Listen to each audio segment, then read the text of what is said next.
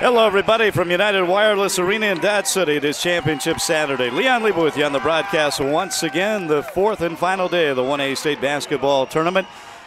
And it's going to be, again, the Championship Saturday, but first consolation action today as we start off with the girls. For third place, it'll be the Waverly Bulldogs against the Longhorns of Thunder Ridge. As we go through the starting lineups for today's game, here starting at high noon in Dodge City.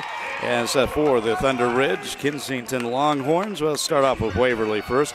It's going to be Lily McWilliams, a 5'7 senior, Sarah McWilliams, a 5'10 sophomore, Macy Fairchild, a 5'3 sophomore, Lainey Patterson, a 5'6 junior, Megan Foster, a 5'5 junior.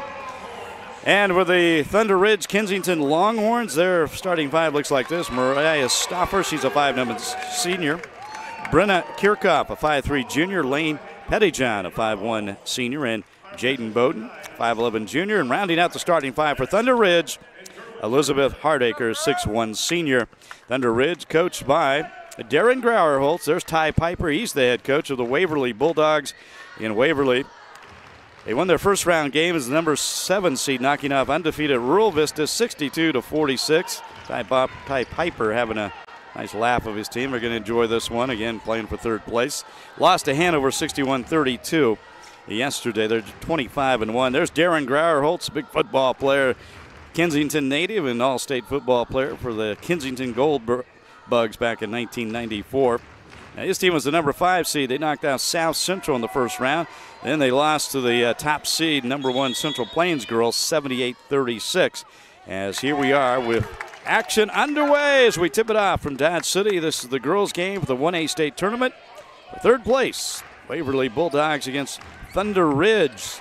Thunder Ridge wearing their white home uniforms here, and first time Waverly wearing their road black uniforms trimmed in orange.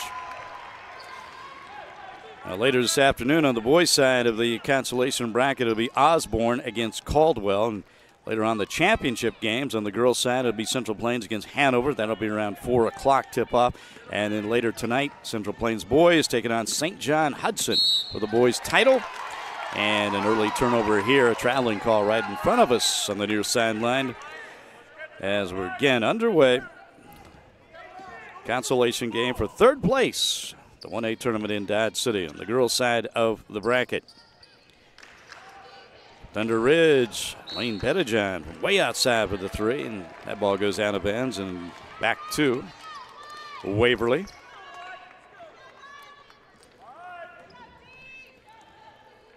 Fourth and final day of action, and our 13th broadcast. We brought you all the games here online and hope you enjoyed the coverage. It was off to a bit of a slow start in this particular game. Another turnover for Waverly. And Waverly lost their first game yesterday of the season in the semifinals as they are now 25-1. Lost to a terrific Hanover team, 61-32. Thunder Ridge is now the 22-3 after losing to Central Plains. Thunder Ridge, an outstanding team under Darren Grauerholtz, just ran into a buzzsaw in the semifinals against the top-ranked Oilers of Central Plains. Still no score in this game, another missed shot. As here we go, Thunder Ridge on offense. Brendan Kirchhoff out front, Lane Pettyjohn. That's Mariah Stoffer, 5'9 senior. Kirchhoff, one of the top scorers for this team, and she was really shut down yesterday. Had a couple three-pointers against Central Plains. Loose ball there and a foul. Brendan Kirchhoff, and her first personal foul. As a Waverly take over. Again, no score as we're just underway here. For third place in the Class 1A state basketball tournament. And the Waverly Bulldogs coached by Ty Piper inside against that zone defense. The 3 misses everything, and here come the Longhorns. Trying to get some offense going, but another turnover. That ball right through the hands of Lane Pettyjohn.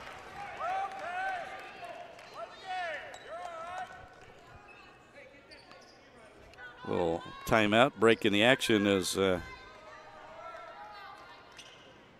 like Sage. Check that. That's Lily McWilliams tying her shoe over there. And we get a foul and and that is Pettijohn's first personal.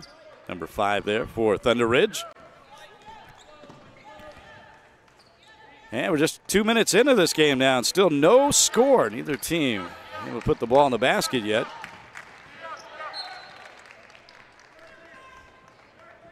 Talking to both coaches before the game, we always ask about the motivation of going to the Consolation. Certainly a Consolation round, there's always that disappointment of not making it to the championship, but both coaches said their teams are ready to go and looking forward to this opportunity to play for third place. Again, both off to a slow start. Another steal, another turnover. Thunder Ridge with the basketball. Brennan Kirchhoff down to Mariah Stoffer. There's your first 2 of the game. Stoffer on the baseline has the Longhorns up 2-0. A little trapping defense at half court. Now on the other end for Waverly. Megan Foster for 2. And this game is tied at 2. Get the juices flowing. It's a little earlier start today too at noon here in Dodge City. So now we're going to have another foul, and that's going to go against Sarah McWilliams, the 5'10" sophomore. Number 1. Kaylin Votes comes into the game. There she is, 5'6" sophomore for the Waverly Bulldogs.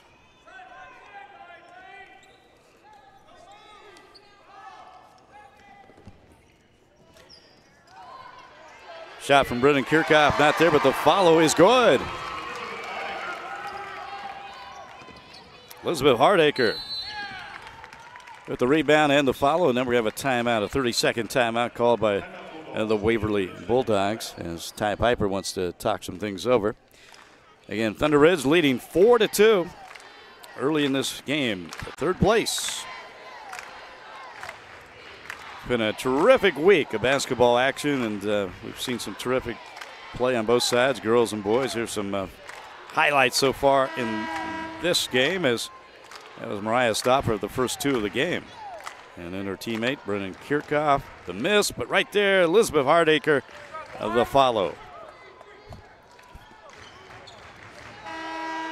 Again, 4-4 as we're back to action here. Bulldogs will inbound it right here in front of us at half court.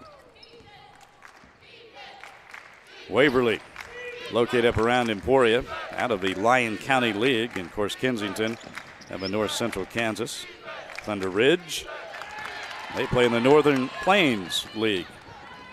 Here come the Longhorns on the run. Nice pass up to Mariah Stoffer with the finish. She has 2.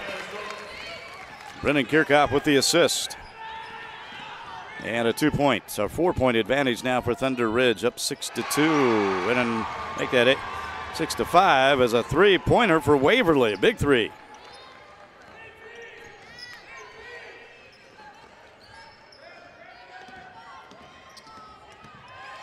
Extending that man-to-man defense. Now the pass down low, and nice catch, a nice basket from Jaden Bowden. Bowden really played tough against Central Plains yesterday, and again going up against that terrific Central Plains team that's now won 110 straight games, but she was really a bright spot for Thunder Ridge, and boy, that was a nice take. Nobody stopping Megan Foster, her second basket of the game.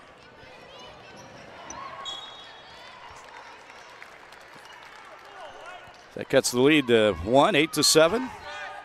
Thunder Ridge on top of Waverly. We're in the first quarter. This game for third place.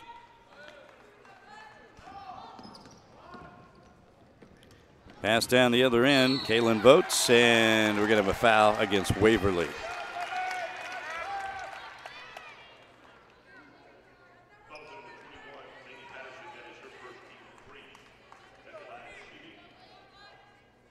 Against Lainey Patterson, her first personal. That's going to send Elizabeth Hardacre to the line to shoot 2.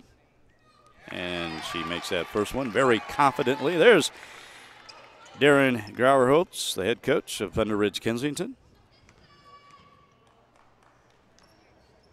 And that second free throw is good.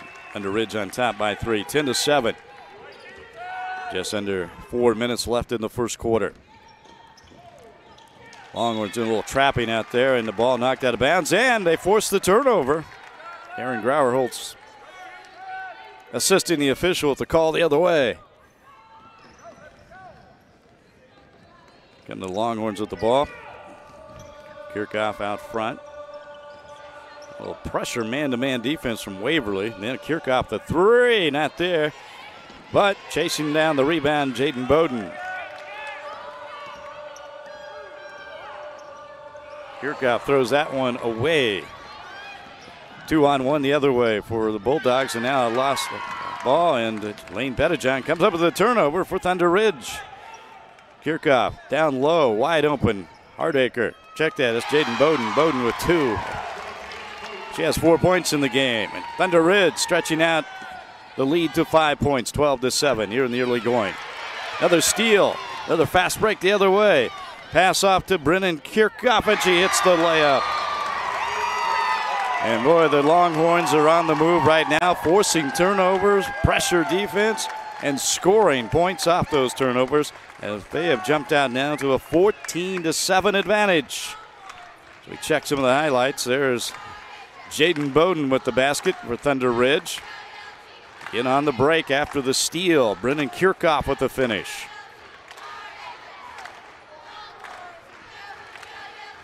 Waverly fans trying to rally their team here at the United Wireless Arena in Dodge City. Look at that guy's hair.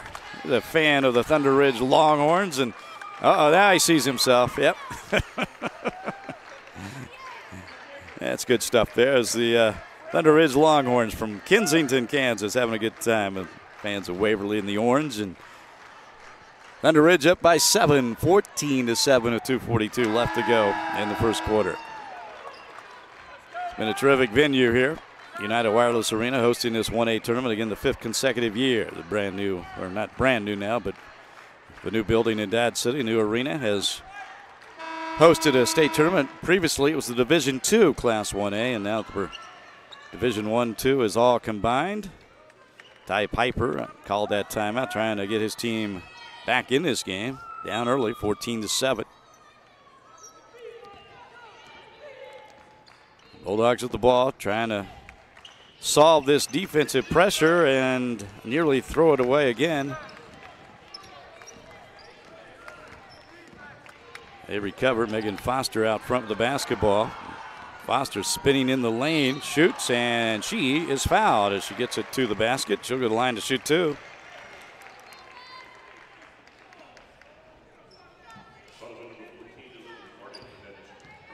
And that is Elizabeth Hardacre's first personal foul. Megan Foster at the line to shoot 2.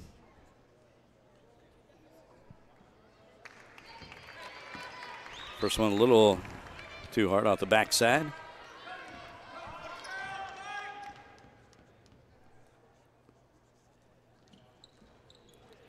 And that one rims in and out, but the offensive rebound for Waverly is Lainey Patterson comes up with it, and then that ball swatted away by Hardacre out of bounds. So Bulldogs will retain possession. Inbounding it on the baseline. Foster in that right side corner crosses over. And Patterson now out to Lily McWilliams. Thunder Ridge really wanted an offensive foul there, and then that ball goes out of bounds as Caitlin Votes tried to throw one up in the lane and nothing there. And out of bounds, and Thunder Ridge comes up with the basketball. Brennan Kirchhoff doing a nice job breaking the pressure, spinning her way down the court. How about Lane Pettijohn spinning her way to the basket for 2.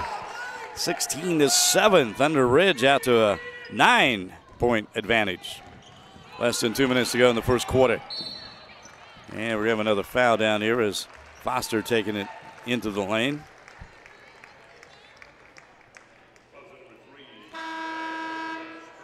Mariah Stauffer picks up her first personal foul. Coming into the game now, Madeline Davis, number 23, off the bench, 5'3" sophomore for Thunder Ridge. Bulldogs trying to attack this zone defense. 2-3 zone, Thunder Ridge. Foster weaves her way in. That ball is blocked, though, by Hardacre. Nice block. Elizabeth Hardacre just sticking her hand up there and swatting it away.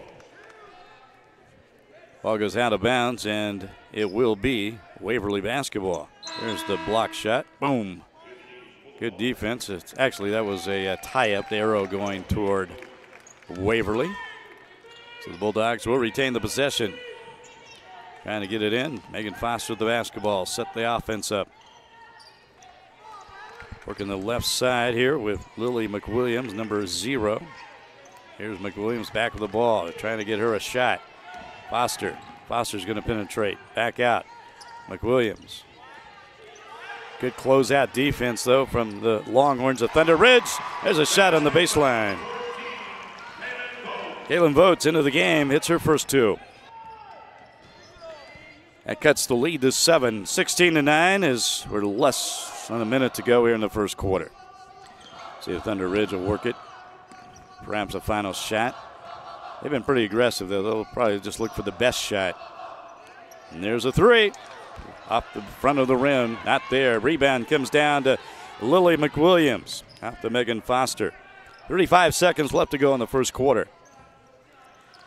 Thunder Ridge Longhorns up 16-9 on the Waverly Bulldogs. And that ball is going to be thrown away, stolen. Mariah Stauffer on the other end. Stauffer off the glass, not there, but the rebound is there for Lane Pettijohn, and she'll go to the line to shoot 2. 19 seconds left to go in the first quarter. And that is Kaylin Votes with the foul, her first personal.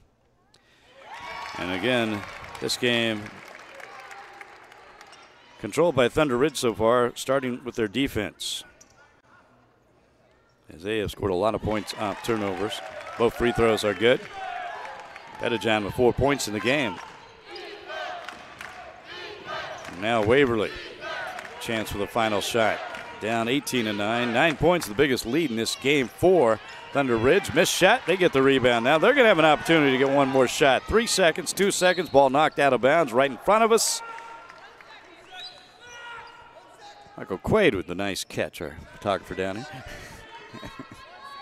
And a nice pass, too. That was a 3-foot assist, and there's a 3 at the buzzer. Not there. The follow just a little too short, and that's the end of the first quarter of play. This game for third place in the Class 1A state basketball tournament on the girls' side of the bracket. Thunder Ridge leading the Waverly Bulldogs 18-9. We're back to the start of the second quarter right after this. Boom! Let me ask you a question. Who's the playmaker of this new Big Mac with bacon? It's the crispy bacon, of course. The flavor brings a whole new dimension to the game. Bacon does not win championships. Special sauce wins championships, my friend. You're wrong. And I'm a doctor, which means I'm always right. Let me get a second opinion from my mouth. McDonald's Classics with Bacon, only for limited time. Is it the best thing to happen to our classics or to bacon? Try for yourself and decide. When you do business with United Wireless, you're doing business with people living and working right here in Southwest Kansas, not someone halfway across the world. We're proud of the fact that every day we serve our friends and neighbors, our healthcare providers and hairdressers, technicians, farmers, and local retailers. You are the people who make Southwest Kansas great, and for all you do, we believe you should be treated with the utmost respect. We are United Wireless, and we are Southwest Kansas proud. And back United Wireless Arena in Dodge City, start of the second quarter of this third place game. The 1A Girls State Basketball Tournament, Thunder Ridge leading Waverly 18-9. The Longhorns with the first possession, but quickly they throw the ball away. So it'll be Waverly basketball. Bulldogs trailing by 9, 18-9.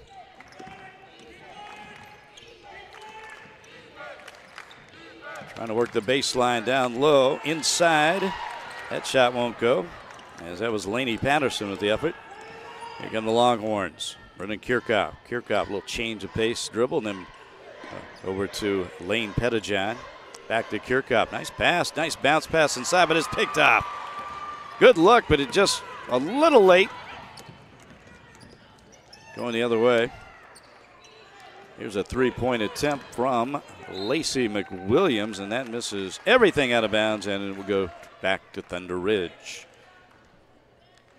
Bulldogs a little out of sync here in the early going now as we start the second quarter. Down by 9, 18-9, Thunder Ridge on top. In this game for third place. The team's making it to the Final Four of the 1A state basketball tournament semifinals. And Thunder Ridge lost to Central Plains yesterday, 78-36. Well, Waverly lost to Hanover, 61-32. And for the Bulldogs, that was their first loss of the season as they're now 25-1. And later on this afternoon, it will be Hanover taking on Central Plains for the 1A title in Dodge City. Thunder Ridge with the basketball, trying to get it in off the baseline. That ball stolen. Picked out by Laney Patterson. Good defense there for the Bulldogs of Waverly. Megan Foster. Kaylin Votes on that right side. Votes the leading scorer in this game for Waverly at 5 points. She's got the only three-pointer in the game. And there's another three-point attempt from Votes off the front of the rim. Not there. On the other end, the Longhorns in their white, trimmed in blue. And Kirchhoff takes it in and is fouled inside the lane. Macy Fairchild picks up her first personal, number 11, right there for the Bulldogs. Non-shooting foul to take it out of bounds. Right side corner, the three misses badly, hitting off the side of the backboard, and Bulldogs trying to push it up on the other end. Megan Foster off the glass and in. She has 6 points now. She's the leading scorer for Waverly, and that cuts the lead to 7. 18-11, Thunder Ridge on top. We're just 2 minutes into the second quarter, lost ball, but Kirchhoff able to recover as she was laying on the floor. She went down and able to retain the possession, and we're going to have a blocking foul against Waverly.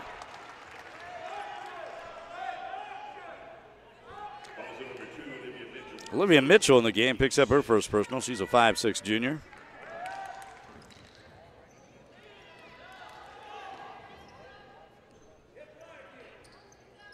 Ball inside, nice move. Now the shot as Mariah Stopper perhaps initially took her first opportunity there, and then she pivoted again and not there, and that's a turnover.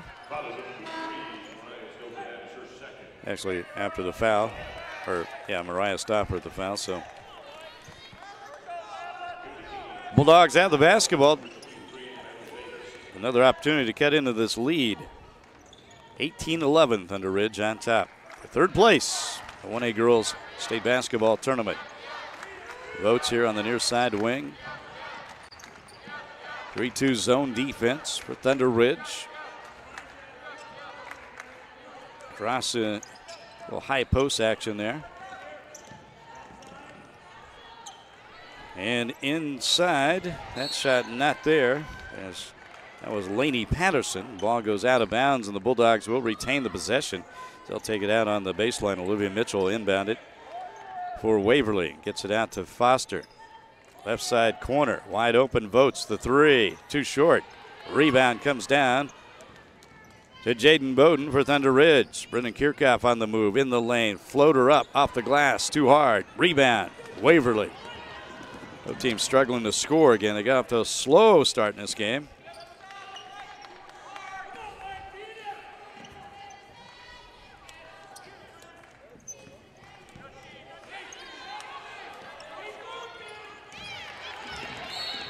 Again, Thunder Ridge has yet to score here in the second quarter. It was 18-9 after one, and another foul. Foul against Laney Patterson, her second personal foul.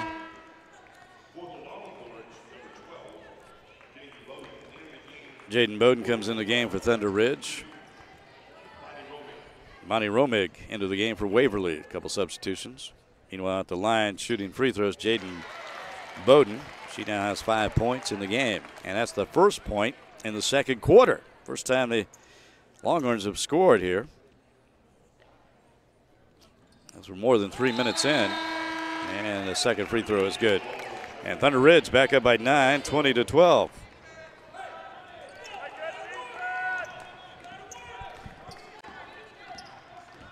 (20-11), I should say, up by 9.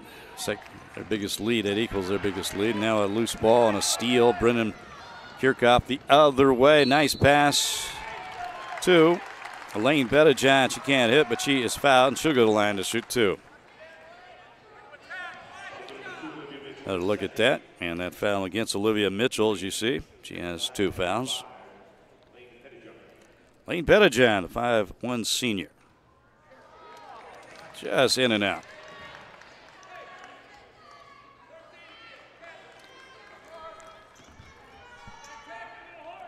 Four and a half minutes left to go in the second quarter, first half. And another missed free throw.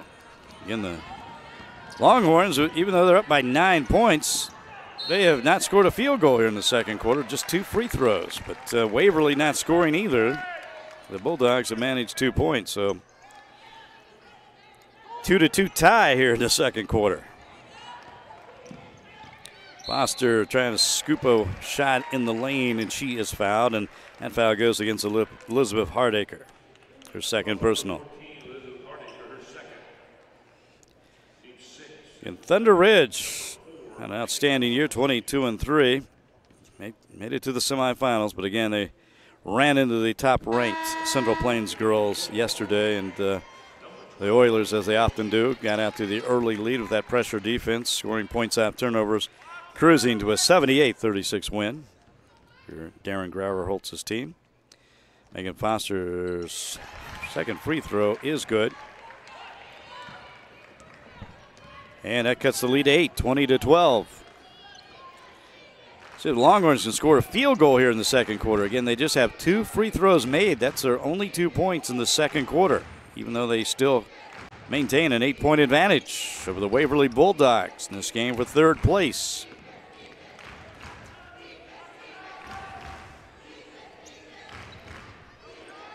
Mariah Stauffer inside to Lane Pettijohn. There's that field goal. And Pettijohn now with 7 points. And the biggest lead of the game for Thunder Ridge. Double figures now as they lead 22-12 as we near the 3.5-minute mark in the second quarter. 2-3 zone defense and another foul. A lot of starts and stops in this basketball game. Not a lot of flow. And both teams came out very sluggish.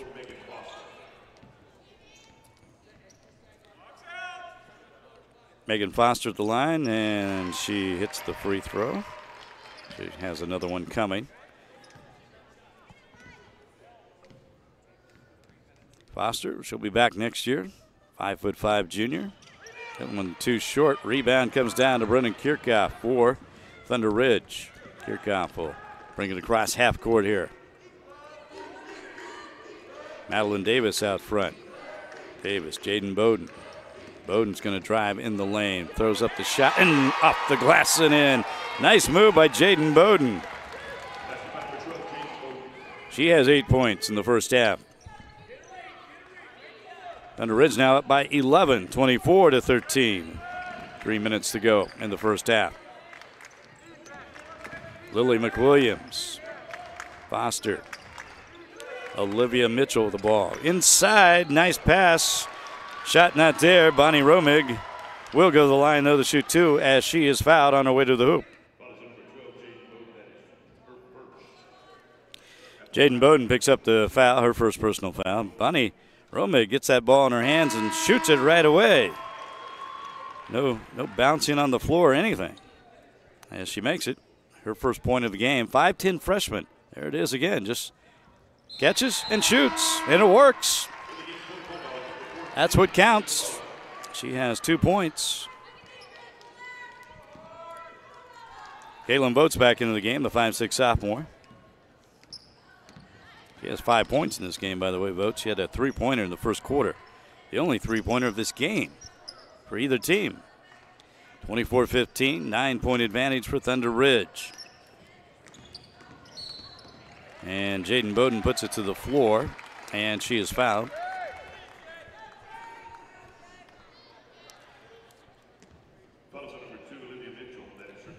Olivia Mitchell picking up her third foul already here in the second quarter, and she'll go out of the game. Bonnie Romig back in. Jaden Bowden at the line, the 5'11 junior. And she has 8 points in the game. Misses the free throw. Rebound comes down to Waverly. Kaylin Votes with the basketball. Lily McWilliams out front. Megan Foster. Cross court pass to Votes. Not there. Good closeout defense on that zone from Thunder Ridge. And now a loose ball and everybody going for it. It's going to be a tie ball, and the arrow will point, though, to Waverly. So the Bulldogs will keep it on their side of the court. But again, good hustle, good defense there by Thunder Ridge.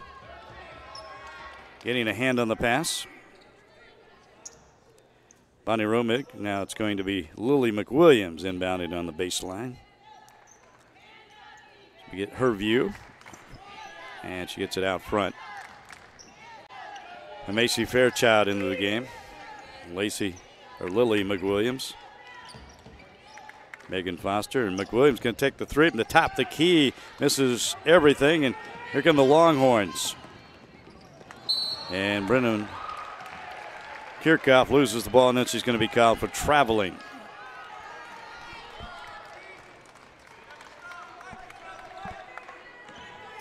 (24-15). Thunder Ridge on top by 9 with under 2 minutes to go here in the first half of play. This game again for third place.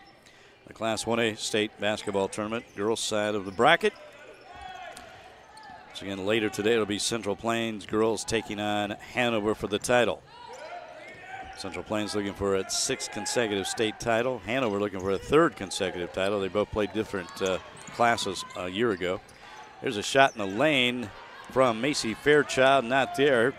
Come the Longhorns once again off the rebound. Sluggish second quarter. Both teams have struggled to score.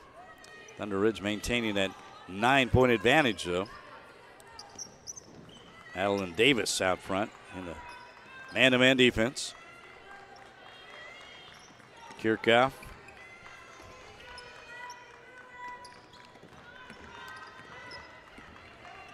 Patience here. Kirchhoff now here's a three, and they haven't yet to hit a three in this game, and that one not close. On the other end, taking it, Votes. Gets her own rebound, but she stepped out of bounds. Darren Grauerholt's doing a good job. He's always helping the officials over there.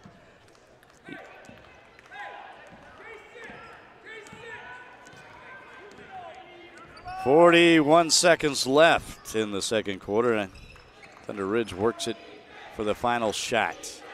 Nope, they're going to take the three. Too short. They get the rebound and a foul. Wow, a lot of fouls.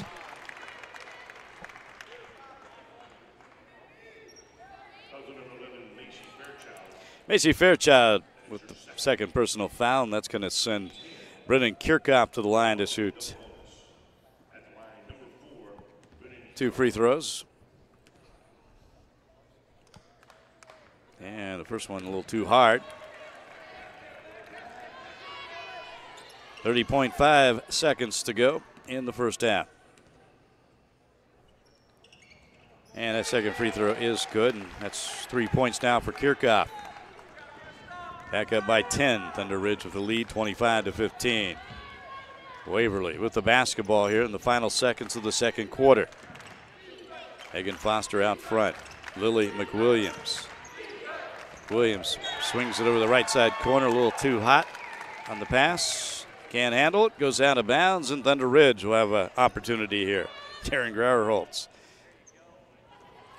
giving his team instructions here. They can wind it down for one more shot here in the first half of play. Leading by 10, 25-15 inside the lane. Jaden Bowden and one. She got the shot in and she's fouled, and it counts, and Bowden having a pretty good first half here now. She's in double figures with 10 points, and she'll get a line to try to complete a 3-point play. 3.4 seconds left to go in the first half. Free throw, though, too short. That's going to be the end of the first half of play. Thunder Ridge goes to the locker room with its biggest lead of this game. The Longhorns leading the Waverly Bulldogs 27-15 this game for third place at the Class 1A basketball tournament in Dodge City. We'll be back in Dodge with more right after this. Hey, can I ask you a question? Sure. Do you have a mobile service? I do. What do you have it with? Verizon. Verizon? You know, United Wireless is saving people a lot of money. The question is, how much money are we saving people? Is it 125, 540, or 1080? And I think this one. Try it again. I think they're saving $125. Okay, go ahead and pick it up for me, please, if you would. No! Try it again. Wow! That's what I'm talking about. Yeah, that's a lot. That's a lot of money, right? Yep. You want to save money? Take the United Wireless Challenge yourself. September 18th, 2013 was the day our 11-month-old son Parker had a heart attack and was rushed to Western Plains Medical Complex. The ER team restarted his heart with an electrical shock before they put him in a medically induced coma to save his life. What I remember from that day is that when our world was spiraling out of control, the doctors and nurses treated us like family, calmed our fears, and became our anchor. If Parker ever needs them again, they'll know what to do, which is why we'll always think Western Plains first. Wow. Right? These cheesy bacon fries are tremendous. I know, crispy bacon is the best thing to ever happen to the fries. What? It's the Fries Show. McDonald's world famous fries, featuring bacon. Or is the crispy bacon giving the fries some street cred with a whole new audience? I'm gonna let bacon think that. What was that? I couldn't hear you over the bacon ovation. Bacon, bacon, bacon. McDonald's Classics with Bacon. Only for limited time. Is it the best thing to happen to our classics or to bacon? Try for yourself and decide. Coming home in southwest Kansas means something. It's the farmer stepping off his metallic horse into the dusty work truck heading home. It's the football player steaming pads after a good hard practice. The daughter's final serve in volleyball, mother setting the table. United Wireless is proud to be in and from southwest Kansas. Thank you for making United Wireless a part of your family's coming home. And back at United Wireless Arena in Dodge City, Leon Lebo with you on the broadcast. It's halftime of our game for third place for the girls 1A state tournament. The Thunder Ridge Longhorn girls leading Waverly 27-12, a 12-point advantage. And no secret the difference in this game is the turnover situation, as Waverly has 12 turnovers to go down the bottom and 8 for Thunder Ridge. But the reason I say it's important, they have scored 14 points off turnovers. Thunder Ridge has scored 14, and Waverly has scored 0 off their turnovers. But again, the shooting percentage you see there, Thunder Ridge shooting the ball much better at 45.5% and just 26.3%. 5 of 19 for Waverly. And it's a free throw situation as well, similar, but rebounds, Thunder Ridge out rebounding Waverly 17-14. Individually for Thunder Ridge Longhorns, they're led in double figures by Jaden Bowden. And again, Bowden had a nice game yesterday in that losing effort against Central Plains, but she is perfect from the field in this game. 4 for 4, plus a couple of free throws, so she has 10 points. Also for Thunder Ridge, Mariah Stoffer with 4 points, 6 points for Lane Pettijohn. Brendan Kirchhoff has 3 points to round out the scoring. Check that, Elizabeth Hardaker also has 4 points. Meanwhile, for the Waverly Bulldogs, their leading scorer in the first half was Megan Foster. She has 8 points. Caitlin Votes with 5, and kind of note there, she has the only three-pointer in this game for either team. She has 5 points, and Thunder Ridge with the 12-point advantage. The Longhorns' biggest lead of the game at halftime, 27-15. Again, this game for third place at the 1A state tournament. Coming up next, the boys' consolation game as we see the Osborne boys warming up. The Osborne Bulldogs, they will take on the Caldwell Blue Jays. Osborne losing tough one last night in overtime to St. John, while Caldwell lost to Central Plains, and they'll be playing for the consolation. There's the girls' bracket situation again as we look down to the bottom there. Game where at halftime, Waverly and Thunder Ridge for third place. But later today at 4 o'clock, it will be number 1 undefeated Central Plains taking on Hanover. Again, Central Plains looking for its 6th consecutive state championship. Hanover looking for its 3rd consecutive, and The reason that's possible, both teams played in different classes a year ago. Hanover in 1A, Central Plains in 2A. On the boys' side, again, our consolation game coming up around 2 o'clock will be Osborne against Caldwell. Meanwhile, in the championship game this evening around 6:15, it will be number 1 undefeated Central Plains trying to complete and get a sweep for that school, boys and girls. But Central Plains, for a 4th time this season, will be taking on St. John Hudson. They both come out of the same league, the Central Prairie League, and they have played 3 times this year. Central Plains has won all 3, 2 regular scheduled games, and then a tournament, mid-season tournament game. But Central Plains looking for a 4-game sweep. This one, though, for the title, as the Thunder Ridge Longhorns again lead the Waverly Bulldogs 27-15 halftime of the consolation game in Dodge City. We will be back with the start of the second half right after this.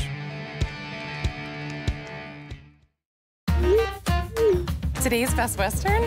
What does that mean? Today's Best Western? Over 4,200 hotels worldwide and a variety of hotel brands. It's vibrant, a feel of home, and a friendly hello, all with a refined glow. And with rewards points that never expire, you get free nights fast. Wow! Now stay 2 separate times and get a free night.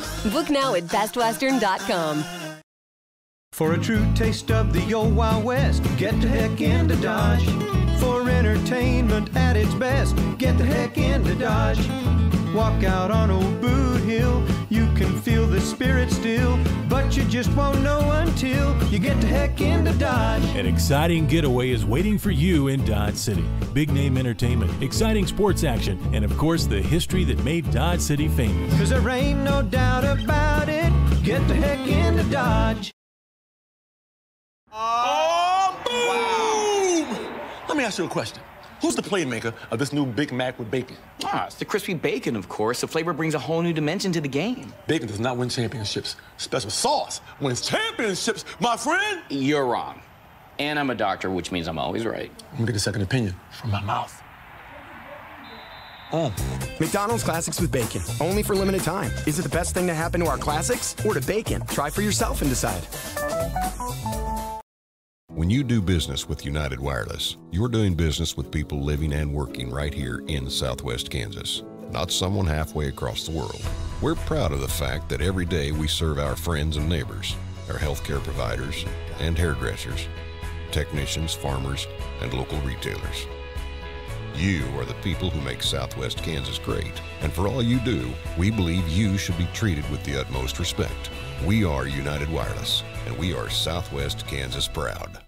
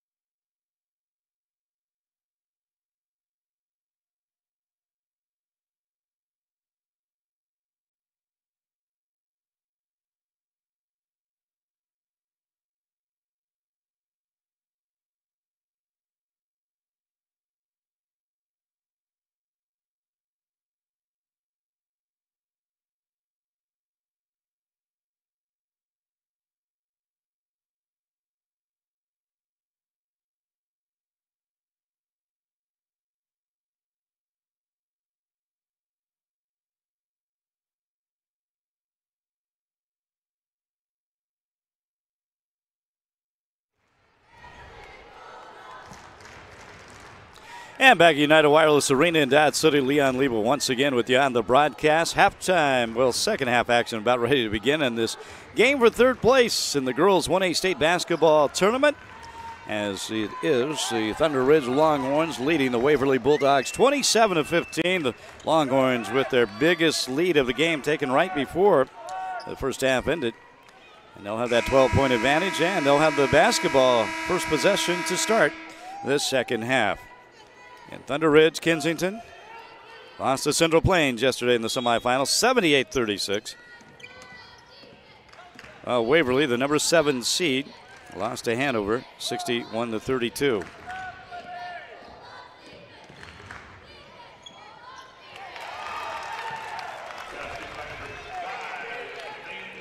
And a quick start for Thunder Ridge as Lane Pettijan with the 2, and now up to a 14-point advantage.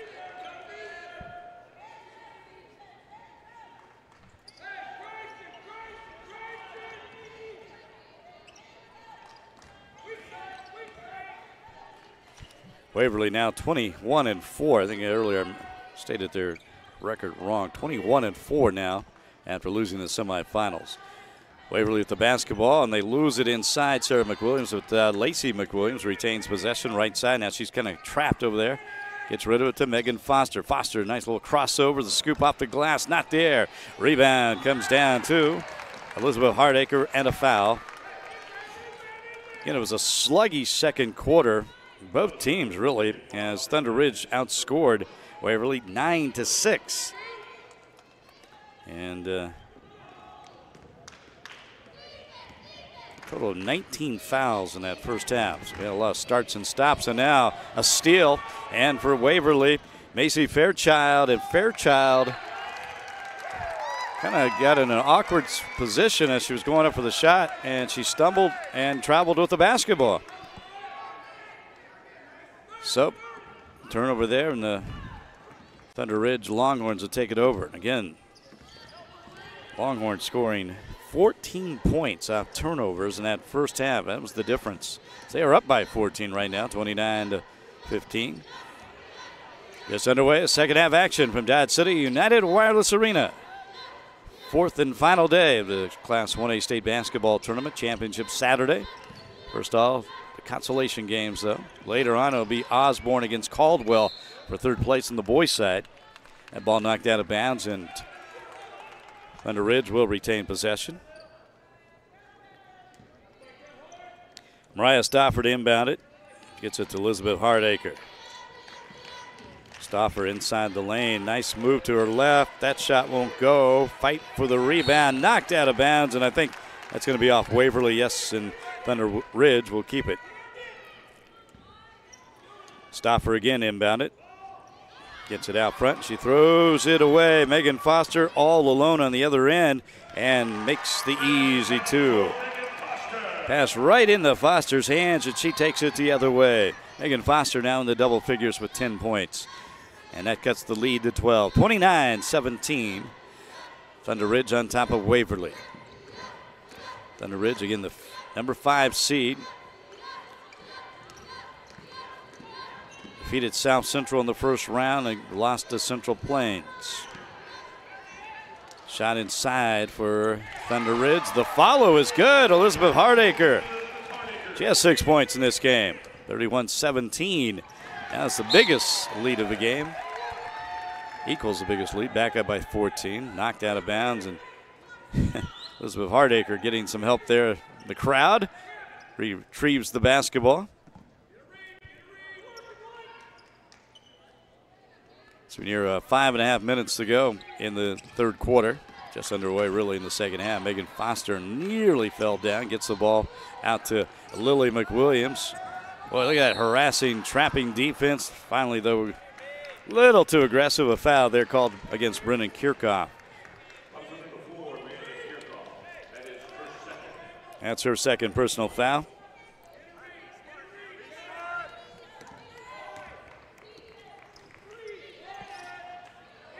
Lily McWilliams out front. Kirchhoff really in her face. Sarah McWilliams in the lane, loses the basketball. Turnover. And Thunder Ridge comes up with it, and a foul on the far side. That was Mariah Stauffer who came with the ball, and she is fouled by Megan Foster. Her second personal foul. And it'll be Thunder Ridge basketball at midcourt, taking it out of bounds.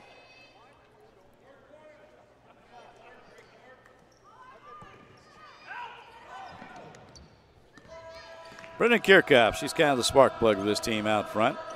5'3" junior, the basketball.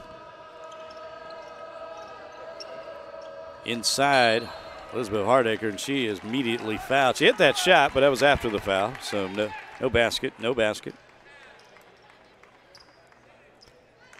The Longhorns will take it out of bounds, and is that foul against Sarah McWilliams, her second.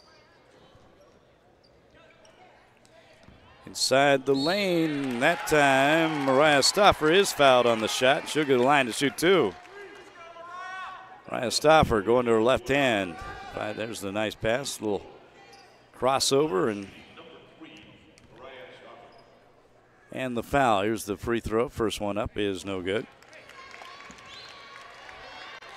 Mariah Stoffer with 4 points in this game.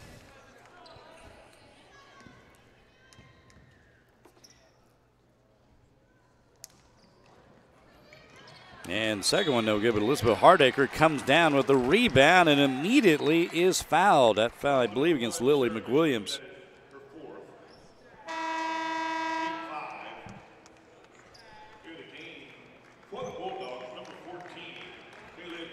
That foul against Sarah McWilliams. That's her fourth personal foul. And my gosh, another foul, but this time it's going to be against Thunder Ridge. Ooh, a lot of fouls in this game. Raya Stoffer, her third personal foul. And so it'll be Waverly basketball. The Bulldogs trailing 31-17 here in the third quarter. And they throw it away. Pass a little too high for Megan Foster to gather in over there on the far side corner. Madeline Davis comes into the game for Thunder Ridge, as she is number 23. Longhorns up by 14 here, 31-17. Waverly showing some full court pressure. Waverly Bulldogs in the black uniforms trimmed in orange. Brendan Kirchhoff pushing a little bit against the man-to-man defense. Madeline Davis here on the left side wing. Davis dribbles all the way over to the right side. Lane Pettijohn out front. Ball high over her head. Now she gets a screen from Elizabeth Hardacre. Inside to Madeline Davis. Throws one up, not there. Rebound, and the follow from Hardacre is good. She has 8 points in the game, and now the biggest lead of the game for Thunder Ridge, up by 16, 33-17, and that good aggressive defense forces another turnover. Ball out of bounds, and it will be Thunder Ridge basketball. Longhorns in control here for third place in the Class 1A state basketball tournament at beautiful United Wireless Arena in Dodge City. Hospitality second to none here. It's been a terrific experience the last 4 days, bringing you all the action. Madeline Davis back over to Jaden Bowden, and Bowden takes it in hard, and she's fouled. Everything going right now for the Longhorns. Bonnie Romig into the game for Waverly, commits that foul, her first. Jaden Bowden now. Her first points of the second half there. She now has 11 in the game to lead the way for the Longhorns. That one misses, but the rebound right there is Kirchhoff. Her shot won't go, and the rebound comes down to Bonnie Romig. And we're going to have a tie ball, but the possession will go to Waverly.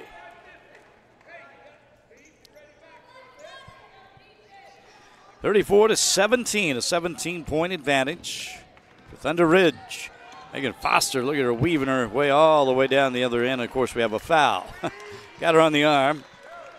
I think that's going to go against Brendan Kirchhoff.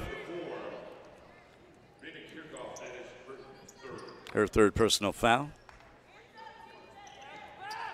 Lily McWilliams, the three. This one not there. There's only been one three-pointer in this game, and that came in the first quarter.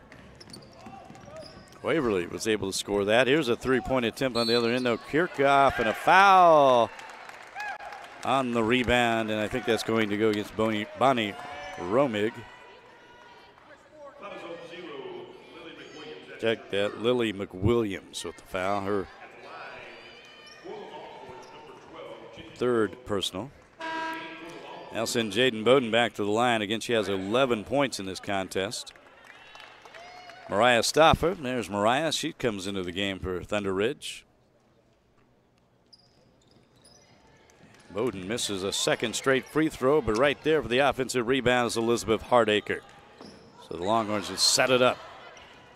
Inside, wide open, no foul called. Ball goes out of bounds, and it will be Waverly basketball, so they're able to stop the Longhorns on that possession. Madeline Davis with the shot down low, but that ball kind of blocked and then knocked out of bounds. And Bulldogs with the ball. Megan Foster will bring it up, and we're going to have a foul out front. That's going to go against Lane Pettijohn. She picks up her third. A little smile on her face. Trying to fight through a pick out there, and she's ran over the offensive player.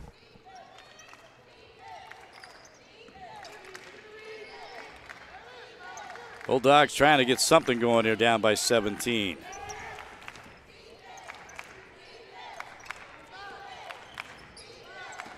Again, they've only scored 2 points. 2 points here in the third quarter. So it was 27-15 at the half. They have been outscored 7-2. Another foul. Lane Pettijohn picks up her fourth personal. That's 2 very quick fouls. Another three-point attempt, not good. Follow not there as well, as Lily McWilliams couldn't convert inside the lane. And here come the Longhorns with the basketball. Not a lot of scoring in this game here in the third quarter. Now another steal. And coming the other way with it is Kaylin Votes. Votes spinning in the lane, back out. A three-point attempt is too hard.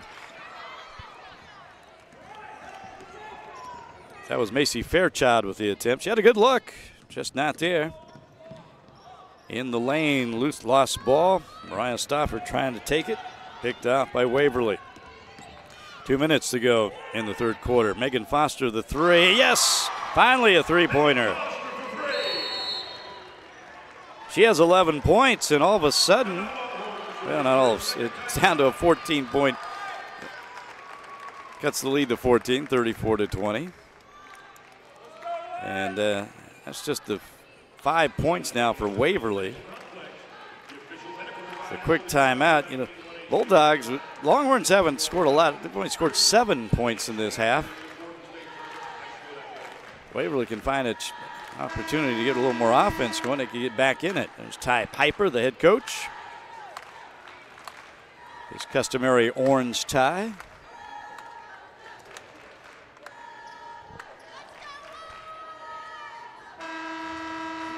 Thunder Ridge fans making the trip down from north central Kansas.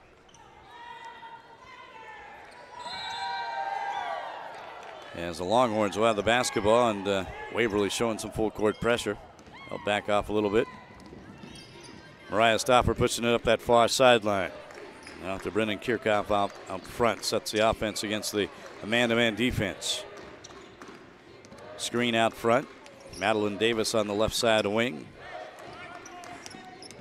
Davis, her team up by 14, 34-20.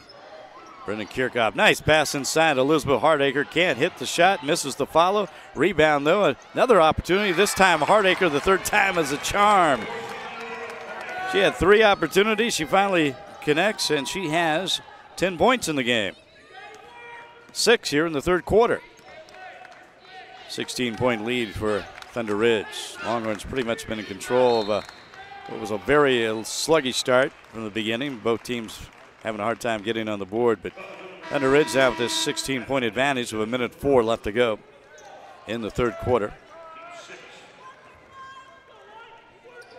Bulldogs from Waverly will have the ball out of bounds as Lainey Patterson just in. Will throw it in. Kaylin Votes. Megan Foster. Now Lily McWilliams, nothing there. She's trapped. Cross-court pass. Back out, trying to find something open, and McWilliams going to take it down to the right side baseline. Good defense by Thunder Ridge in this 2-3 zone, and we're going to have another foul on the far sideline there, and that will go against Thunder Ridge. Jaden Bowden called for the foul.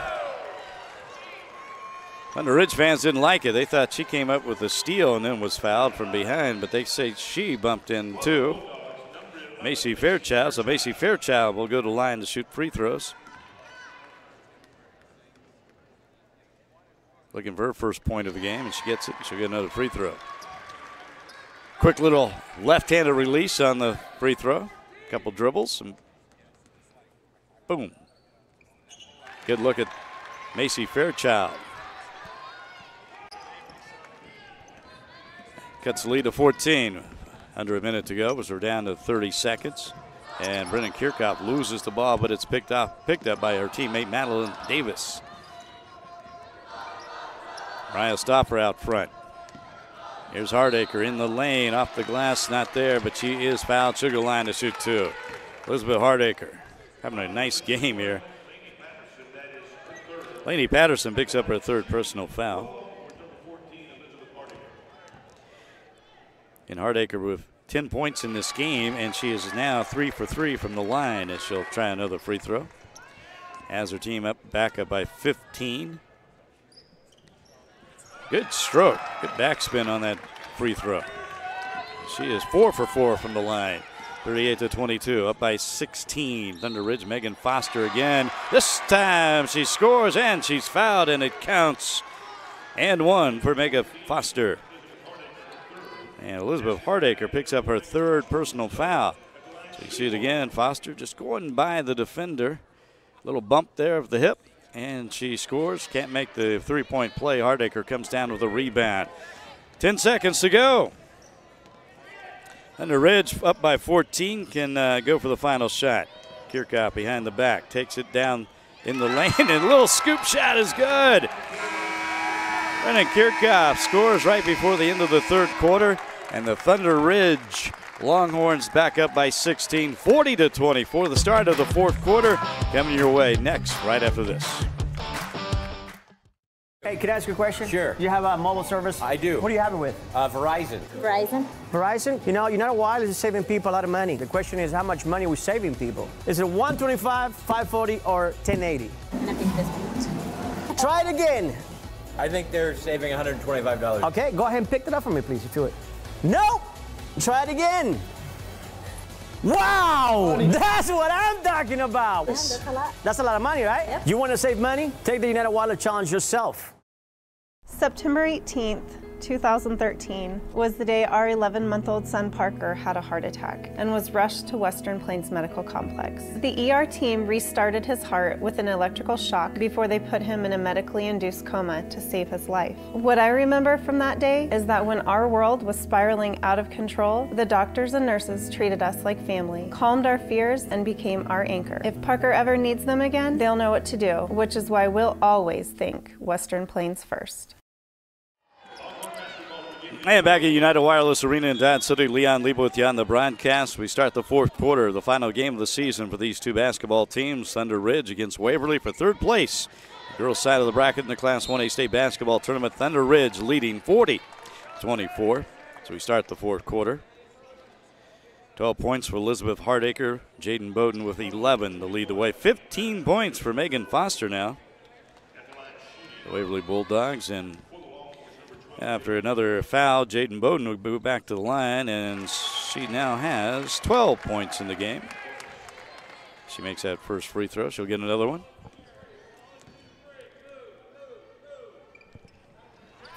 And now the biggest lead of the game for Thunder Ridge as they are up by 18, 42-24. Just underway with fourth quarter action from beautiful United Wireless Arena in Dodge City, Kansas. Lily McWilliams dribbling to the baseline, and then she throws it right between the legs of her teammate Another turnover Lainey Patterson couldn't handle, and on the other end, Brennan Kirchhoff capitalizes her second consecutive field goal going back to the end of the third quarter. And now Thunder Ridge up by 20, 44-24. Looking to take home that third place trophy back to Kensington. And the other near steals, Kirchhoff deflects the pass out of bounds, and Waverly will retain the possession. Megan Foster, again, she has 15 points in this game with the basketball. Leading scorer, the junior.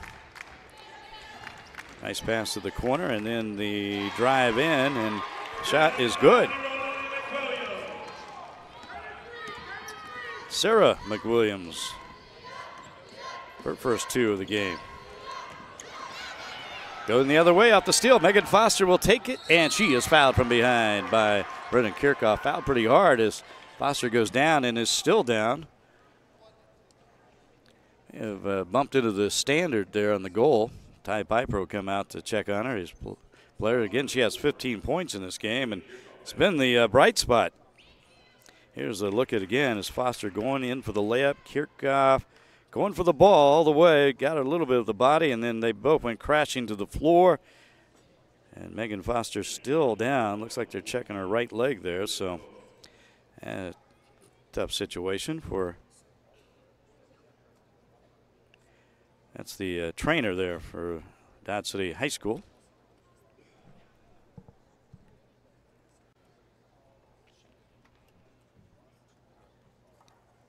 Went down hard and again may have hit the basketball stand a little bit. Not sure, twisted her knee or ankle.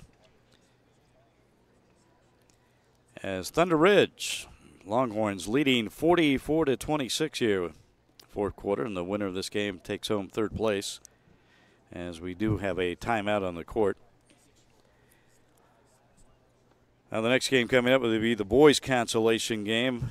That'll be a 2 o'clock tip-off as we check the boys bracket. Osborne boys, the Bulldogs, taking on St. John Hudson, or taking on Caldwell, I should say. Osborne lost to St. John yesterday in overtime. Meanwhile, Caldwell Blue Jays, they lost to Central Plains. And they'll play for third place at 2 o'clock. And in the championship of the boys game tonight at 6:15, undefeated Central Plains, the Oilers taking on St. John Hudson as Megan Foster is on her feet, getting a nice hand from both sides of the court here. And Foster will be helped off the court. And looks like she's headed to the locker room. So that's a tough break for her and tough break for Waverly. She's the leading scorer for the Bulldogs, 15 points. And she was supposed to go to the line here to shoot two, so it's going to be Kaylin Votes shooting the free throws instead.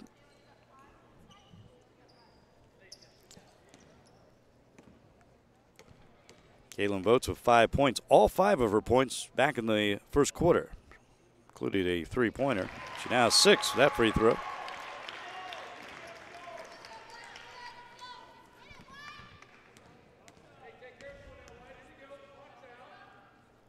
Kind of a unique style, spins the ball and shoots, and it works.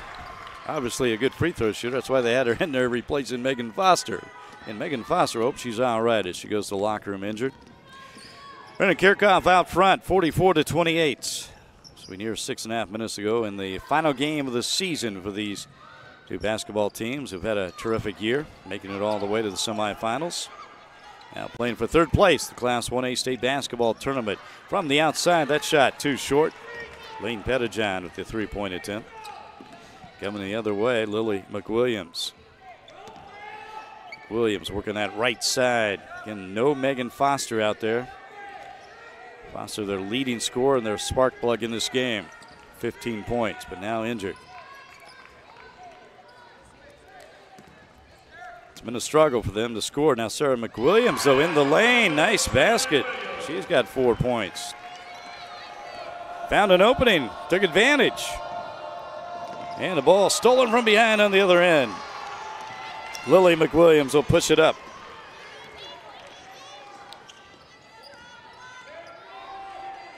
Boats out front. Lily McWilliams, the three. Not there, too hard. Rebound. Loose ball. Sarah McWilliams comes up with it, throws it out front. Kaylin Votes retrieves it. Crossover. Inside. Ball swatted away, saved, and off the feet of Elizabeth Hardacre, out of bounds. So that's a good effort there by Waverly's. I think that's Bonnie Romig there with the save. Sarah McWilliams will throw it in. And she gets it to Kaylin Votes. The three-pointer won't go. Rebound comes down to Waverly. Now a loose ball. Everybody going for it. And finally, Brennan Kirchhoff comes out of there with it for the Thunder Ridge Longhorns. Action kind of fast and furious there on the floor. Everybody going for the loose ball. Thunder Ridge comes up with it. Oh, look at that bounce lead pass. Beautiful.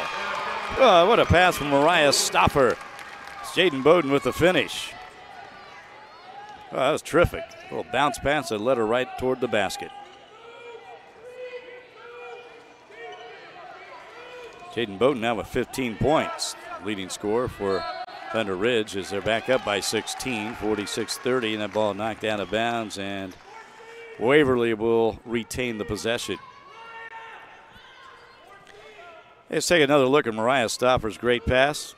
Little backdoor action, the bounce, and the finish from Jaden Bowden. Terrific play.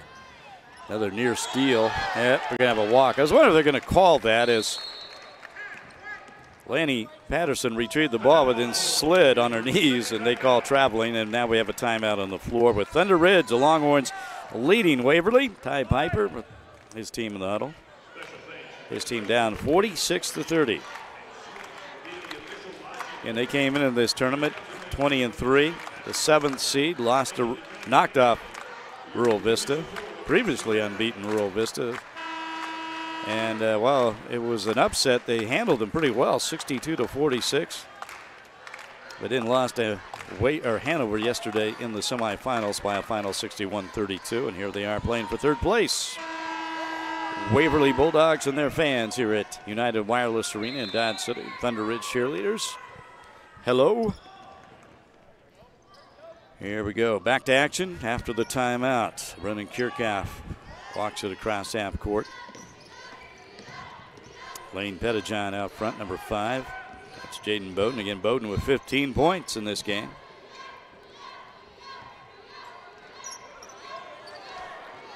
Mariah Stoffer, a little bit of trouble out there as they kind of spread the D against this man-to-man. A little motion offense. Mariah Stoffer. And a foul on the floor. It's going to be 1-1. As Mariah Stoffer will go to the line to shoot the 1-1. Foul on Sarah McWilliams, and I believe that's her 5th personal foul. That is.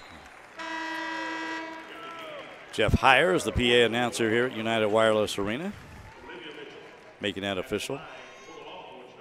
Olivia Mitchell comes into the game to replace Sarah McWilliams for Waverly. Mariah Stoffer shooting 2. Makes the first. Thunder Ridge's biggest lead of this game has been 18. Now they have a chance to equal that. Up 47-30. And they do. Second free throw from Mariah Stoffer is good. She's 2 for 3 from the line. And now with 6 points in the game.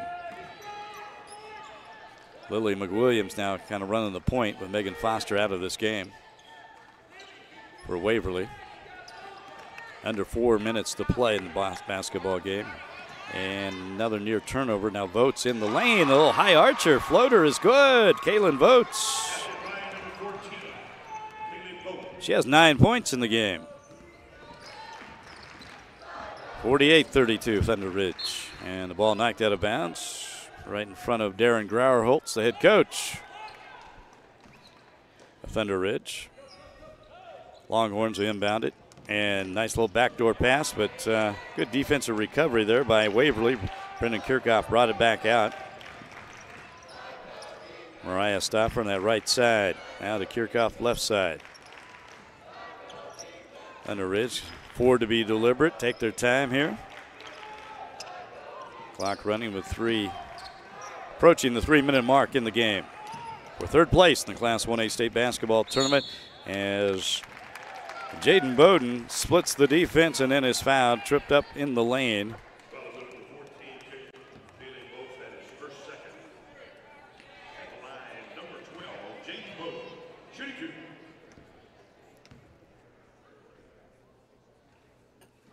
And shooting 2 free throws is Jaden Bowden.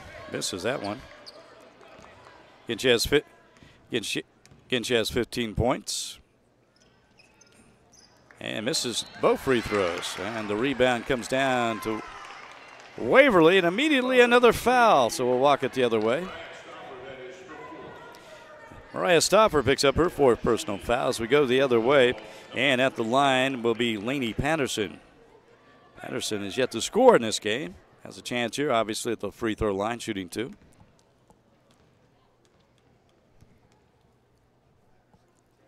And she makes the first. 48-33. Thunder Ridge on its way to take 3rd place in this Class 1A state basketball tournament. The Longhorns have been pretty much in control from the beginning, even though it was a sluggish start for both teams. Sluggish second quarter as well. Thunder Ridge outscored Waverly 9-6 in that second.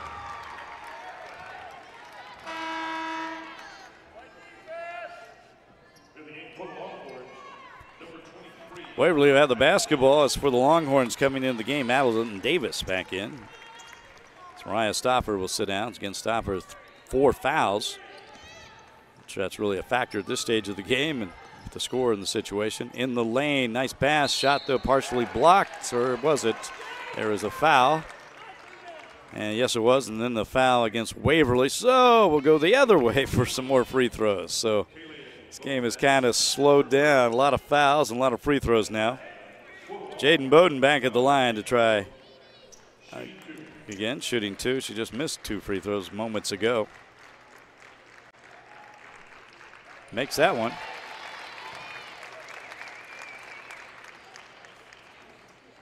$16 points for Jaden Bowden. She's the leading scorer for Thunder Ridge. And 17 now. Up by 16. Longhorns have maintained that advantage throughout the second half pretty much. Here's a 3-point attempt from Votes. Misses everything. Ball goes out of bounds. And Bulldogs unable to save it, so it goes back to Thunder Ridge. Mariah Stopper back in. Bonnie Romig back in for Waverly. Mariah Stopper for Thunder Ridge. And that's her with the basketball. She'll bring it up. Now gets it off to Pettijohn. And Brennan Kirchhoff will set up the offense, the point guard, against the man-to-man defense. 50-34, 16-point advantage. Nice pass inside, but Pettijohn could not convert, could not finish it off. Here come the Bulldogs from Waverly. Lily McWilliams. Now back inside, Romig. Romig back out. Taking it in, Votes. Shot too hard. McWilliams comes up with the loose ball out front, and she banks in a 3. Lily McWilliams, her first points of the game, was a little banker for 3. That counts. That cuts the lead to 13. That's the closest Waverly's been here in the second half. Got it down to 12 once. In fact, it was a 12-point advantage at the half for Thunder Ridge. And now we're going to have a foul out front against Waverly. I think that's going to go against Macy Fairchild. Yes, it is. Her 3rd personal. And that's going to send Lane Pettijohn to the line to shoot 2 free throws. And that free throw gives her double figure scoring. She has 10 points in this game.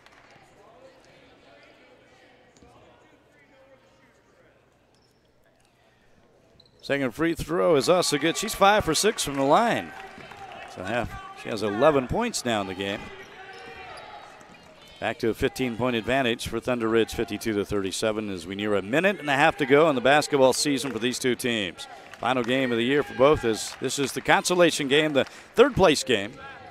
here at the 1A State Basketball Tournament, United Wireless Arena in Dodge City. That shot misses everything. Rebound comes down to Thunder Ridge, and right away there, of course, is a foul. A lot of fouls here in this last quarter. Lainey Patterson picks up her third personal. As we walk it the other way, and check that. That's Lainey Patterson's fifth personal. She's out of the game. That's it for her, and she'll be back for another season, the 5'6" junior. Meanwhile, on the other end, Brennan Kirchhoff, the junior, hits the first free throw. She has 8 points in the game. Thunder Ridge makes both free throws, and it's a 17-point advantage for Thunder Ridge. 54-37. Ball knocked away and stolen on the far side. Another turnover for Waverly. Here come the Longhorns, and out front, Brennan Kirchhoff at midcourt crosses over. Lane Pettijohn with just under a minute to go now in this game. Inside, Elizabeth Hardacre. Contact, no foul either way. Rebound comes down to Waverly. Bonnie Romig comes up with it. She'll take it all the way up across half court. Here's Lily McWilliams. Macy Fairchild back to McWilliams. She'll take it in the lane. Dishes off inside to Olivia Mitchell down there. And she is fouled, and Olivia Mitchell will go to line for the free throws. Elizabeth Hardacre picks up her fourth personal. In just 38 seconds left to go, and Darren Grauer-Holt's about ready to empty the bench over there for the Thunder Ridge Longhorns, as his team will take a third-place trophy back to Kensington. As there it is, the starters, regulars coming out, and a big ovation from their fans here on the near sideline.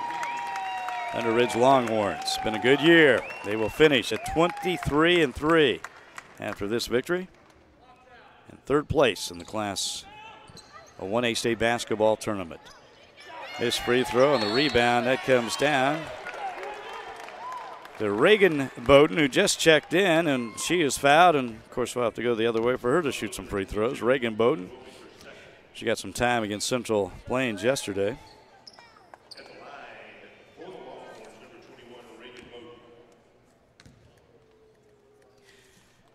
And her first free throw, not there.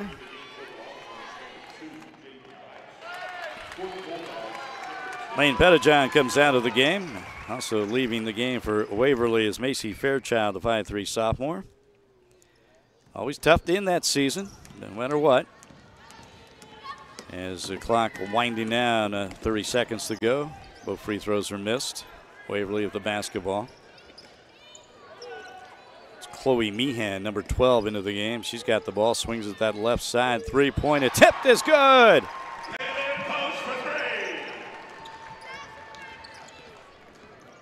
And that was Kaylee Votes again for three, her second of the game. Kind of a bookend game for her. She had 5 points in the first quarter, 5 points in the fourth quarter, and 2 threes. She has 7 for the game.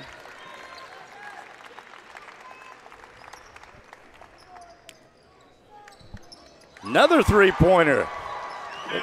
Kaylin Votes, that's a banker. How about that? 2 in a row. Heating it up late. Cuts the lead to 10, and that's the ball game.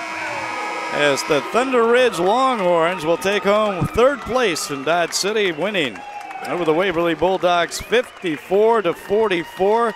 That's your game. We'll talk more about it right after this.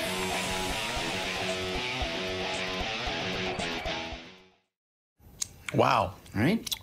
These cheesy bacon fries are tremendous. I know. Crispy bacon is the best thing to ever happen to the fries. What? It's the Fries Show. McDonald's world famous fries, featuring bacon. Or is the crispy bacon giving the fries some street cred with a whole new audience? I'm gonna let bacon think that. What was that? I couldn't hear you over the bacon ovation.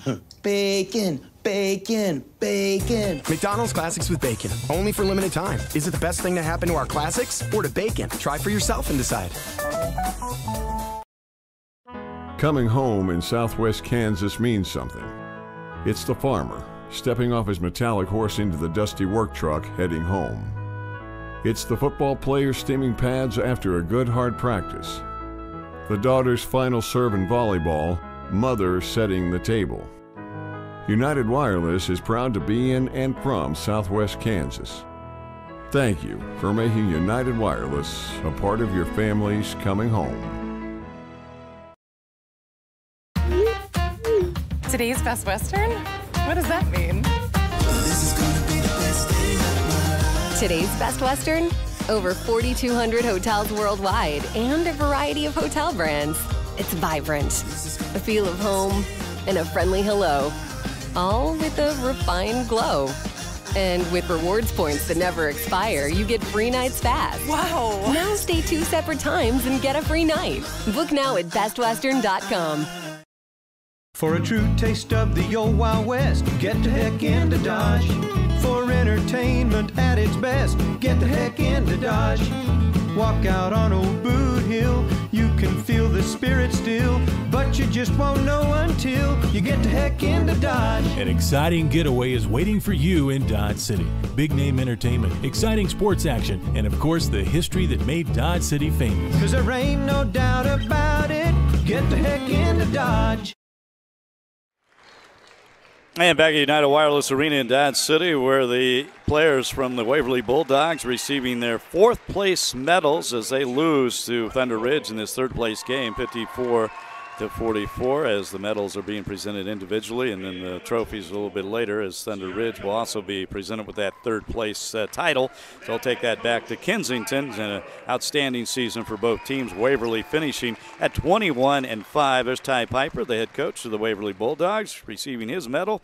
Thunder Ridge will be finishing at 23-3, 3rd place in the 1A state basketball tournament. Hey, let's check out some of the first half, or the final stats of the game, as individually Jaden Bowden led Thunder Ridge with 17 points. As there you check it out, some of the differences in this game. And, well, Thunder Ridge really out-rebounded Waverly 35-27. A lot more free throw attempts as well, making 20 of 33 and causing 22 turnovers. Scored a great, they scored 25 points off turnovers in this game. So that was kind of a big difference. Thunder Ridge really playing some great defense and a balanced attack. And again, they were led by Jaden Bowden with 17 points. Elizabeth Hardacre inside, she scored 12.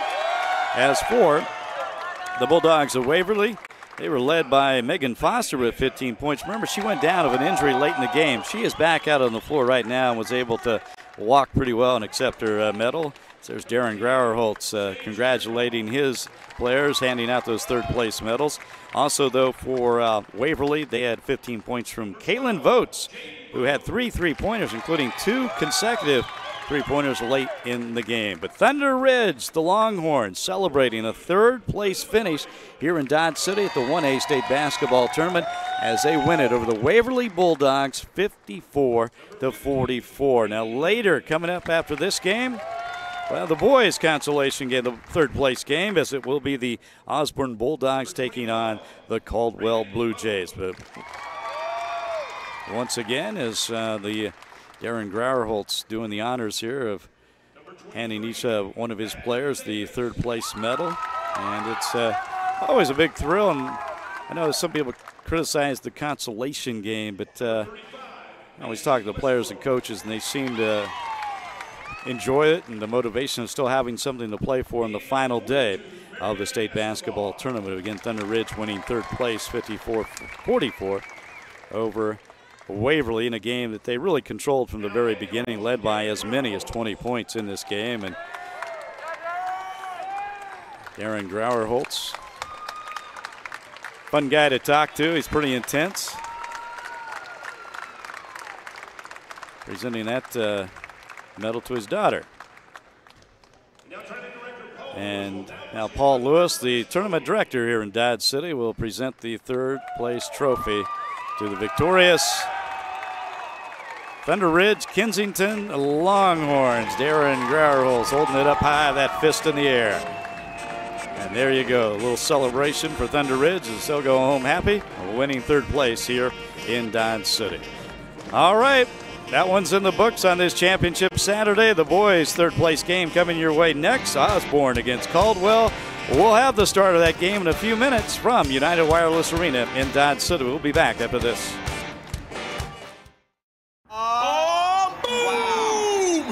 Let me ask you a question. Who's the playmaker of this new Big Mac with bacon? It's the crispy bacon, of course. The flavor brings a whole new dimension to the game. Bacon does not win championships. Special sauce wins championships, my friend. You're wrong. And I'm a doctor, which means I'm always right. I'm gonna get a second opinion from my mouth. McDonald's Classics with Bacon, only for limited time. Is it the best thing to happen to our classics or to bacon? Try for yourself and decide. When you do business with United Wireless, you're doing business with people living and working right here in Southwest Kansas, not someone halfway across the world. We're proud of the fact that every day we serve our friends and neighbors, our healthcare providers and hairdressers, technicians, farmers, and local retailers. You are the people who make Southwest Kansas great, and for all you do, we believe you should be treated with the utmost respect. We are United Wireless, and we are Southwest Kansas proud. Hey, can I ask you a question? Sure. Do you have a mobile service? I do. What do you have it with? Verizon. Verizon. Verizon? You know, United Wireless is saving people a lot of money. The question is, how much money are we saving people? Is it 125, 540, or 1080? I think this one. Try it again. I think they're saving $125. Okay, go ahead and pick it up for me, please, if you would. No! Try it again.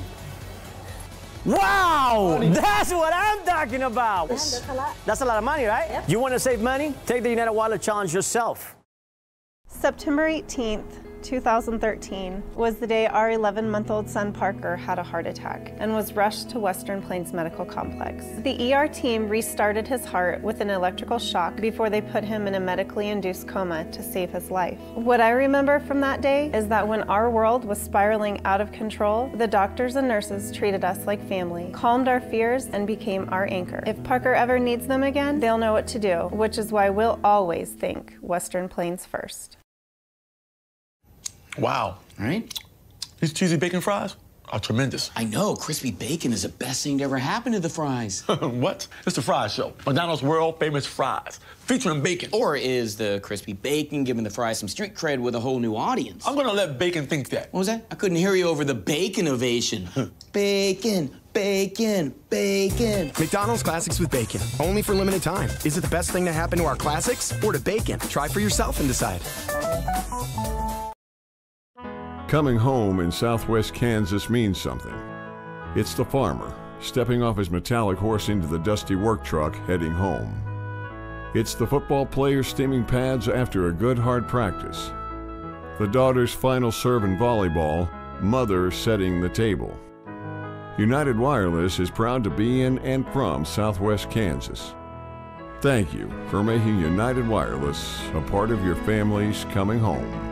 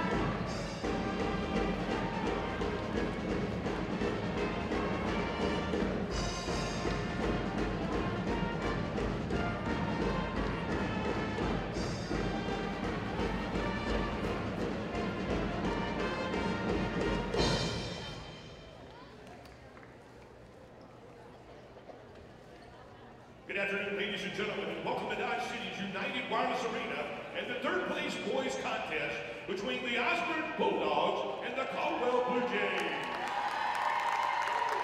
This tournament is sponsored by the members.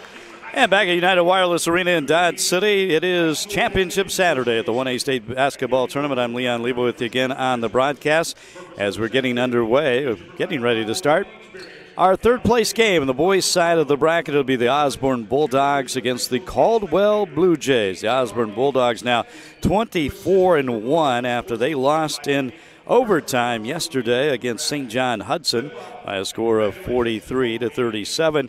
Meanwhile, Caldwell Blue Jays, they fell to top seed Central Plains 59-41 in the semifinals. So here they are in the consolation game for third place on this Saturday afternoon at United Wireless Arena. Let's check the starting lineups for the Osborne Bulldogs. They're led out front by Steele Walters, 5'9" junior. He's the son of head coach Jamie Walters. Darian Holloway, a 6-foot junior. Darnell Holloway, who had 17 points in the loss yesterday, the 6'4" senior. Cade Miller, a 6'1" senior. And Jordan Weary's getting into the starting lineup first time this tournament. He's been playing quite a bit and had a nice game yesterday. Jordan Weary, the 6'5" senior, rounds out the starting five for the Osborne Bulldogs. Meanwhile, for the Caldwell Blue Jays, their starting five looks like this. 5'8" junior guard Caleb Noyes. Also at guard, Jalen Risley, a 6-foot senior. He had 17 points, by the way, yesterday. Corbin Rice, a 6'1" senior. Christian Ward, a 5'10" junior. And again, rounding out the starting five for Caldwell is 5'11" senior Dylan Smith. And the head coaches for today's game for the Osborne Bulldogs. There's Jamie Walters, the head coach, a native of Osborne, and again, his two sons, Grady and Steele, on this basketball team. And he's had a terrific season with just one loss in the semifinals. And there's the man that paces up and down the court a lot for the Caldwell Blue Jays, their head coach, Jason Marlin, native of Sublette, Kansas, former Sublette Lark. As we are ready, and our game officials, Gene Cox, David Johnson, and John Wondra. So we're about ready to tip it off for third place here in Dodge City. Osborne, for the first time in this tournament, will be wearing their visiting uniforms, the maroon trimmed in white and gold. Caldwell Blue Jays in the white trimmed in blue, as we are about ready for the third place game, the 1A State Tournament. So we're tipping it off, and here we go. As Steele Walters out front. Again, Osborne lost in overtime to St. John Hudson yesterday, the first loss of the season. Ball nearly thrown away.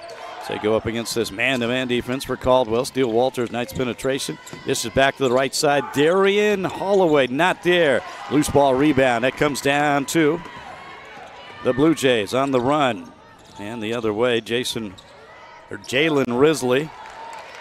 Jalen, I've been calling you Jason a lot this tournament. Sorry about that, but we'll get it right because he is their leading scorer. He had 17 Central Plains yesterday in that semifinal loss. In fact, the Blue Jays very competitive against the top-ranked Oilers of Central Plains for most of the first half yesterday, where Central Plains finally pulled it away and won by 18. Kind of foul on the floor down on the baseline as Christian Ward goes to the floor.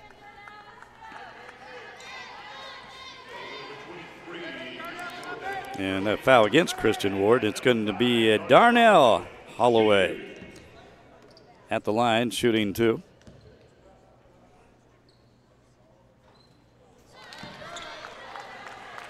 And misses the first. Again, Darnell Holloway, he was terrific yesterday at 17 points. Big first half in that game, he had 9.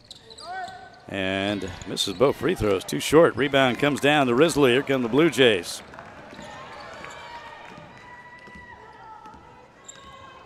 Out front for Caldwell, the ball, Caleb Noyes. Jalen Risley inside. And that ball nearly thrown away. Dylan Smith posting up. Now Risley on the right side. Darnell Holloway on him. Bounce pass and knocked away by Weary, and a pickup, the steal picked up by Cade Miller. And here's Steele Walters, the three. Not there. Fight for the rebound. It comes down to Caldwell. So, a minute and a half into this game, still no score. Earlier today, the Thunder Ridge girls, they won third place here in Dodge City, defeating Waverly. Now we're on the boys' side of the bracket. Osborne, again, the number 2 seed coming into this tournament. They were undefeated. Lost their first game of the year. Semifinals yesterday against St. John. That ball rims in and out. Rebound comes down to Cade Miller. He hands off to Steele Walters. Walters will bring it up. There's a little crossover. Walters then throws it away. Picked up by Risley. Risley leading the charge for the Blue Jays. Nice crossover pass to Christian Ward, and he is fouled. He'll go to the line to shoot 2. Checking it out again. Nice little over-the-head pass. Ward is fouled as he gets Darian Holloway off his feet. First foul against Holloway.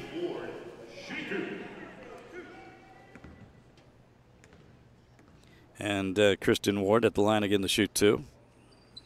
And that one rolls off.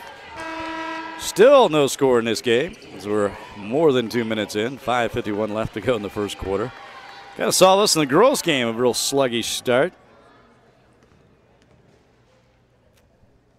Again, both teams trying to bounce back from the disappointment of losing the semifinals and then getting ready to play again here for 3rd place. Darnell Holloway have a little behind-the-back inbounds pass. No look even. Steele Walters, top of the key. Von Stoll now into the game, and into the left side corners. Cade Miller, his 3 won't go. Cade Miller had a big shot at the end of regulation yesterday that tied the game and sent it to overtime. And then St. John Hudson Tigers pulling away in the OT with a lot of free throws. And still just 1 point in this game. Caldwell up 1-0. Over 5 minutes to go. Walters, Darian Holloway. Here's Cade Miller, and he's going to be called for traveling, walking on the baseline. And it will be Caldwell basketball.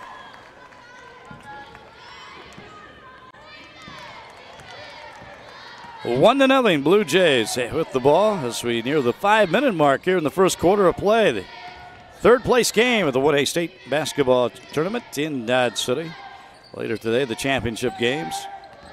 The Central Plains girls going up against Hanover, and the boys' side will be Central Plains against St. John Hudson, and a foul on that far sideline. That's Steele Walters, his first personal. And they inbound the ball, and another foul, and I think that's going to go against Darnell Holloway. Nice pass inside on the inbounds play. That's Darian Holloway called for the foul. That's his second. Darian Holloway, number 4. And Jalen Risley at the line, trying to score his first points of this game. And he has his team up 2-0 here in the first quarter. And Jalen Risley's had an outstanding tournament for his team. 17 points in the loss yesterday or last night against Central Plains. 2 for 2. And it's a 3-0 lead for the Blue Jays. Less than 5 minutes to go in the first quarter. On the other end, Cade Miller off the glass. They're going to count it. And 1. Cade Miller found by Corbin Bice.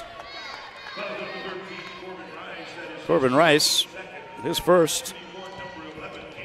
Cade Miller lefty at the line. And he converts the 3-point play, and he ties the game 3-3. Caleb Noyes in the backcourt of the basketball for Caldwell. Over to Corbin Rice, back to Noyes, and he nearly throws it away. He gets it back off the deflection. And he'll set it up against his man-to-man defense.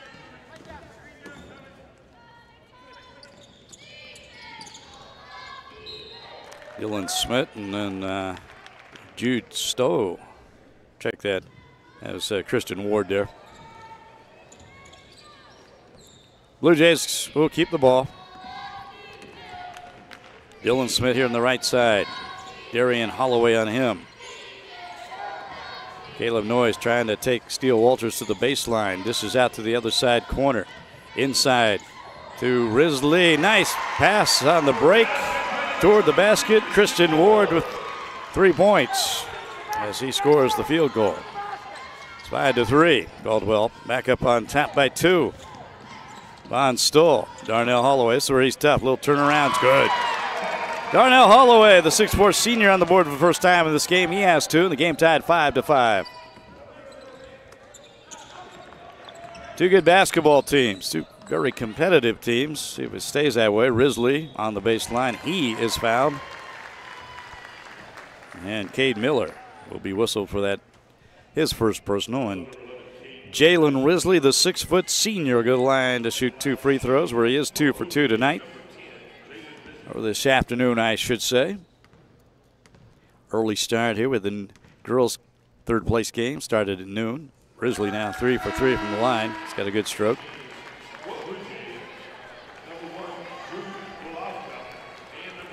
L.A. Thompson, number 22, into the game for Caldwell, and also off the bench, Drew Valatka. He's a 5'11 sophomore. He has been terrific off the bench for the Blue Jays. Scored in double figures both games in this tournament so far.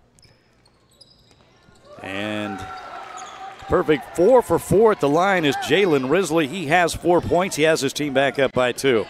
7-5. A little less than 3.5 to go in the first quarter. Darian Holloway out front. Cade Miller. Inside, Darnell Holloway goes to the floor. Shot is good, and he is fouled, and it count that one. Drew Valatka just into the game, picks up his first personal. And Darnell Holloway has his 4th point, and he'll go to the line to try for the 3-point play right here.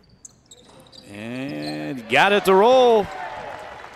He's got 5 points, and it's an 8-7 lead. Osborne with its first lead of the game. Osborne Bulldogs, again, 25-1 after their tough loss yesterday to St. John. Risley on the right side for the Caldwell Blue Jays.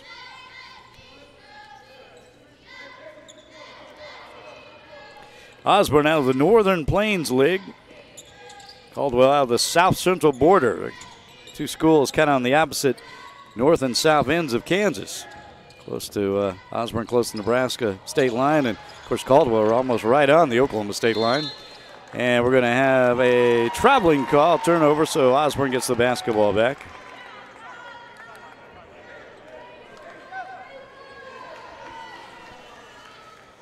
8-7, the Bulldogs on top, and they have the basketball. But again, this is their first lead of the game, with a chance to extend that advantage a little bit here.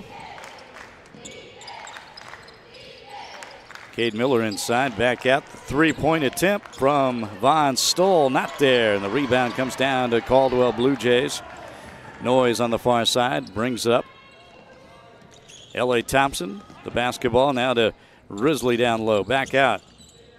Corbin Rice. Rice spinning his way. Now Jalen Risley down low, working on Holloway, the turnaround. That's nice. Jalen Risley. His first field goal of the game, now has 6 points. Caldwell back on top by 1, 9-8. Crossover pass that opposite corner. Here's Darian Holloway at 3, misses too short. Ball goes out of bounds. I think it went off Caldwell player Caleb Noise's foot, and it did. So the Osborne Bulldogs will continue with the possession. Back into the game now, Jordan Weary, the 6'5 senior. Cade Miller will take a seat. Bulldogs inbounded. Here's Weary. Steele Walters, the 3, and it is too short.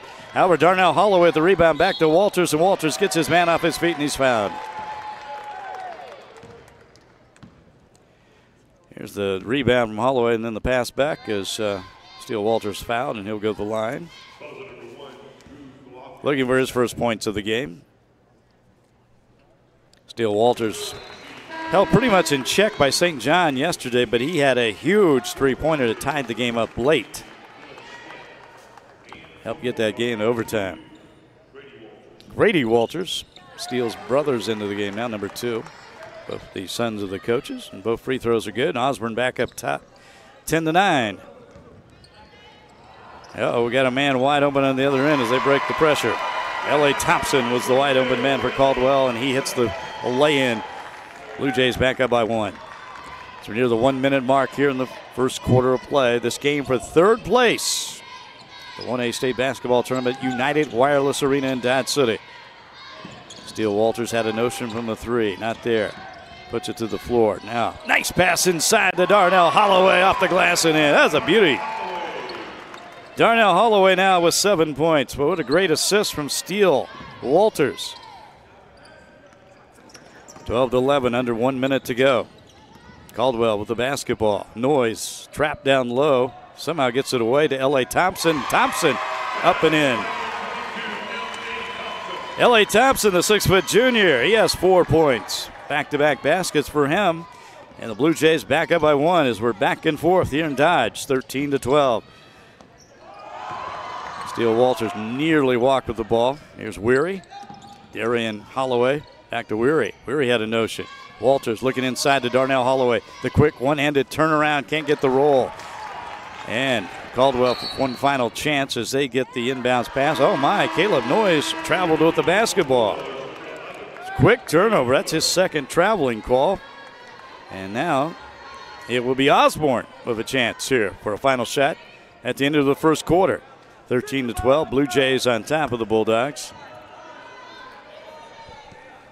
Steele Walters out front, Noyes on him. Walters in the lane. Got some room. Dishes back out to Darian Holloway. The 3. It's good. That's the end of the first quarter, right at the buzzer. A huge 3-pointer for Darian Holloway. His first points of the game. And the Osborne Bulldogs take a 15-13 lead into the second quarter. We'll have the start of the second quarter from Dodge City coming up right after this. Today's Best Western?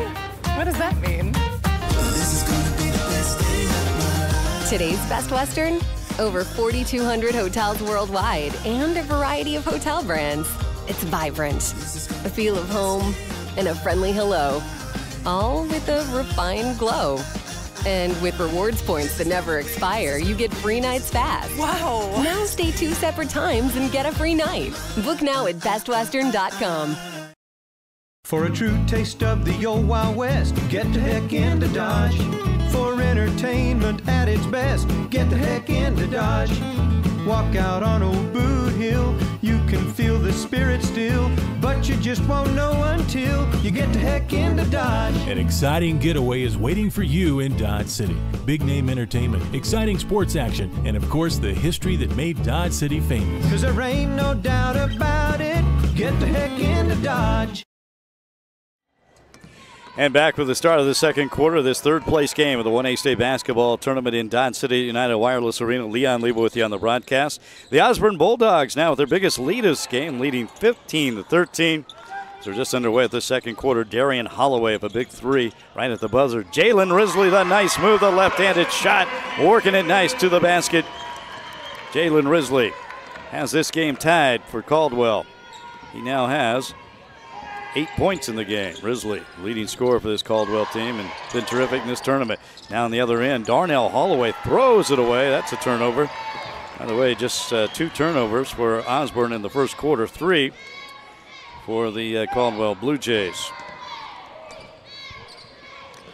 Here we go. Blue Jays trying to take back the lead here in the second quarter. Actually led most of the first quarter, and Osborne came back with that late run to take the 2-point advantage at the end of the first quarter. Jalen Risley, number 10, has 8 points in this game. It's Risley. Dylan Smith. Smith with the basketball. Corbin Rice, and also in the game, L.A. Thompson. Got a foul against Osborne. I think that's going to go. Yeah, Darnell Holloway, his first personal foul. Darnell Holloway with 7 points in the first quarter. Nice pass inside. Boy, you don't want to get Jalen Risley open. He can hit the tough shots, and he can hit those easy too as well. He's got 10 points. 4 here in the second quarter already. Up by 2. Blue Jays 17-15. Darian Holloway, Cade Miller. Miller nearly walked. Crosses over to Steele Walters. He's open for 3. In and out. Rebound comes down to Dylan Smith for Caldwell. The Blue Jays trying to push it a little bit here on the near sideline. Now Corbin Rice. Caleb Noyes out front. Now setting things up with the Caldwell Blue Jays. L.A. Thompson. Dylan Smith down low. This is where Risley's tough. A double team. Good defense by Osborne. We're going to have a tie ball. Tied him up, and the arrow points toward Osborne. That's good defense that time by the Bulldogs as they really collapsed quickly As there's the shoes, the tennis shoes worn by head coach Jason Marlin for the Caldwell Blue Jays. As you see, he paces up and down that sideline. Stays in the box, but he is back and forth. Also has the coat off today.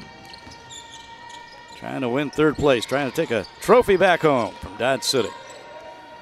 His team is up by 2, 17-15. But this is going to be a close battle, I have a feeling. Darian Holloway trying for his second three of the game. Not there, and Risley with a rebound clears it out. Long court pass the other way to Dylan Smith. Now Christian Ward. Here's Risley to do a head fake and a foul out front. Darian Holloway picks up his, is that his third? Third personal foul on Darian Holloway already here in the second quarter. And so the Blue Jays will have the ball. Out of bounds from the far sideline.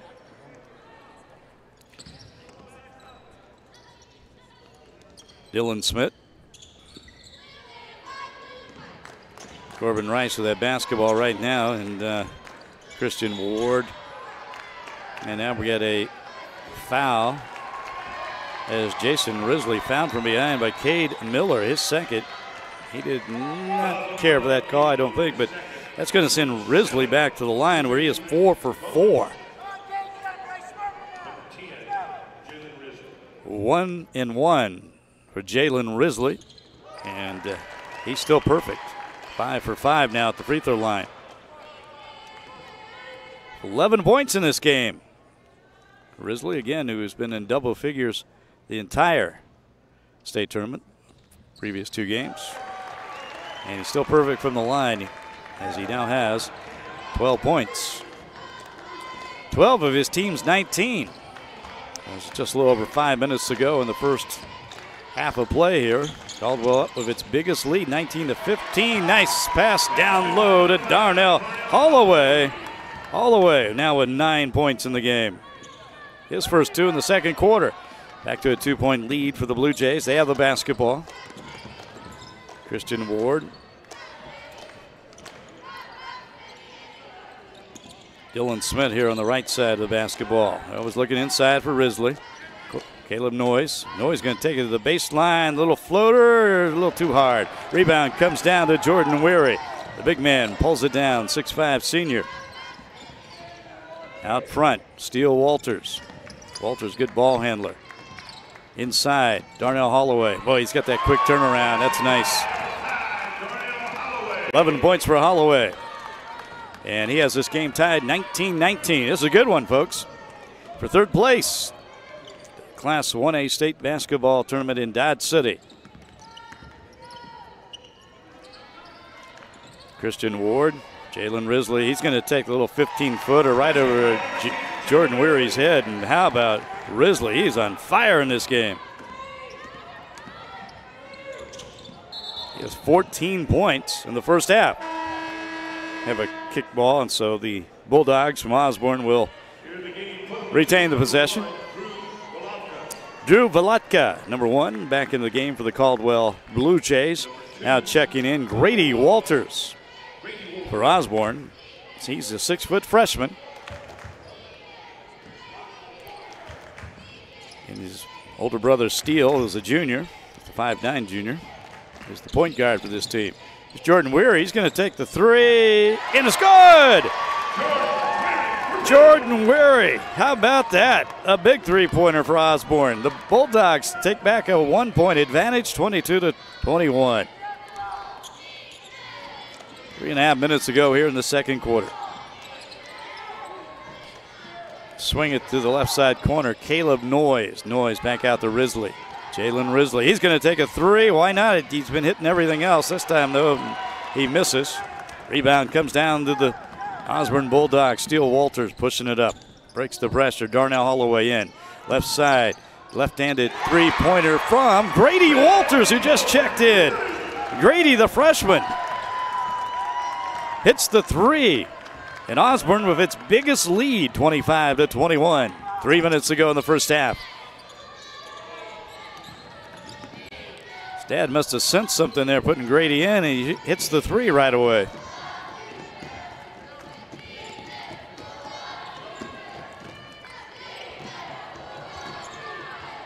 Jalen Risley working on Jordan Weary. Nice bounce pass inside to Kristen Ward. And you're going to have a shuffling of the feet. Yes, that's a travel.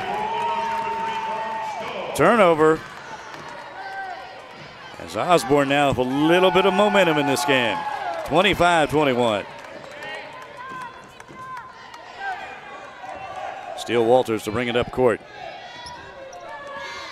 It's Walters, Von Stoll into the game now. Grady Walters, Darnell Holloway. There's Grady Walters swinging it to the left side. And Jordan Weary. Weary's got that three-pointer. Von Stoll in trouble, but gets it inside to Holloway where he's so dangerous. Oh, he's got that quick one-handed turnaround. That is sweet. And he's got 13 points. 6'4" senior for the Osborne Bulldogs. Playing his final high school game, trying to get a third-place trophy in Dodge City. Jalen Risley. Drew Valatka for Caldwell. There's Risley with Jordan Weary on him. Whistle. Timeout, Blue Jays. Looked like they were a little stuck on offense right there, and going to decide to talk some things over and correct some issues right there. As again, Jason Marlin, the head coach.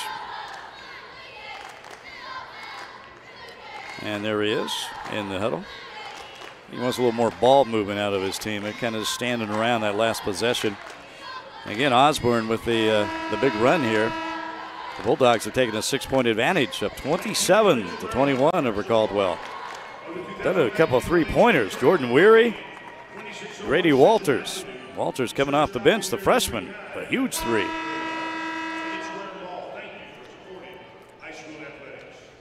And Osborne, they're trying to bounce back after what had to be a really disappointing loss as they came back in regulation to tie the game against St. John yesterday.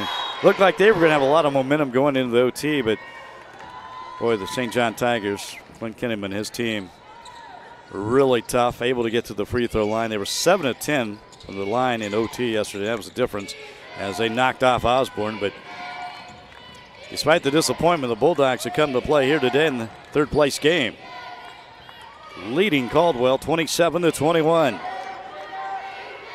As we are under a minute and a half to go here in this first half of play in Dodge City. And we got a foul against Osborne.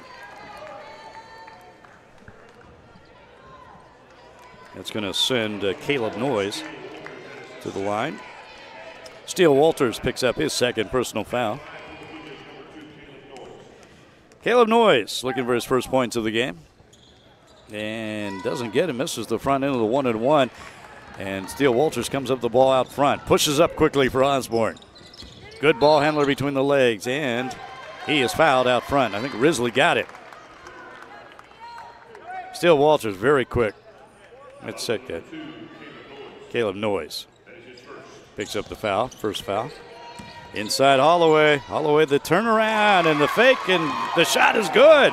Boy, he's hard to stop. We've seen him do that little quick one-handed turnaround, but that time he kind of did a ball fake first and then went up with it and scores. 15 points for Darnell Holloway. Terrific basketball player for the Osborne Bulldogs. Risley on that left side. Here's Dylan Smith for the Blue Jays. Smith trying to take it in, nearly walked, gets it to the right side. Corbin Rice not there. Rebound comes down to Grady Walters.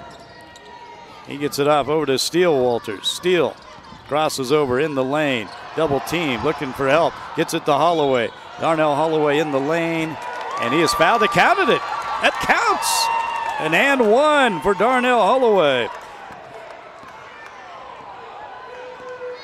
16 points for the big man. Wow. Put his head down and got contact. Drew the contact and got the foul and the basket.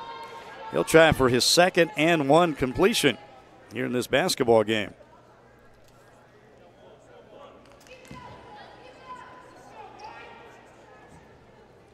(31-21) as Osborne now is stretched out to a 10-point lead. Misses the free throw and a foul right away on the rebound as Jalen Risley came down with it, and he's fouled from behind by Cade Miller, and that's going to be Cade Miller's third personal foul. He's going to come to the bench. Jamie Walters asking him what was he doing on that foul. Kind of a silly over the back. And we're going to have a 30-second timeout on the court. Cade Miller picks up his third personal foul, but the Osborne Bulldogs an 11-0 run in this game. So they lead 31-21. Wow. Got to go into some threes, and then how about Darnell Holloway, though? He has been terrific inside. Caldwell, really no answer for him. Again, he has 17 points in this basketball game, and look at some of the highlights. Jalen Risley has been terrific as well for Caldwell, as he has been really their biggest source of offense. Here's a start of the run. During that run, Jordan Weary from three, and then Grady Walters, the lefty, from the corner, hits the three-pointer off the bench. And then Darnell Holloway, and man, he has been nice to watch inside, the turnaround, and here's where he does a little head fake and then back up and in. Again, he has 17 points in this game. Jalen Risley at the line where he is 6 for 6. Had to count that up. 7 for 7 now. He has 15 points in this basketball game. 15 of his team's 22. And first miss of the game from the line for Jalen Risley. It's a 9-point lead for Osborne. Vaughn Stoll crosses half court with the basketball. Stoll, 5'9" junior. Steele Walters. Jordan Weary. And that ball thrown away right in front of us here at courtside. And that'll be a turnover issued against Osborne. So Caldwell with the basketball. Corbin Rice inbounded. Caleb Noyes, 6 seconds. Time running out here in the first half. Three-point attempt by Risley. Not there, and that's the end of the first half of play. And the Osborne Bulldogs an 11-0 run at the end of the second quarter. Take a 31-22 lead. And at halftime, Osborne over Caldwell for third place right now at the 1A State Basketball Tournament at United Wireless Arena in Dodge City. We'll talk more about the first half coming your way right after this.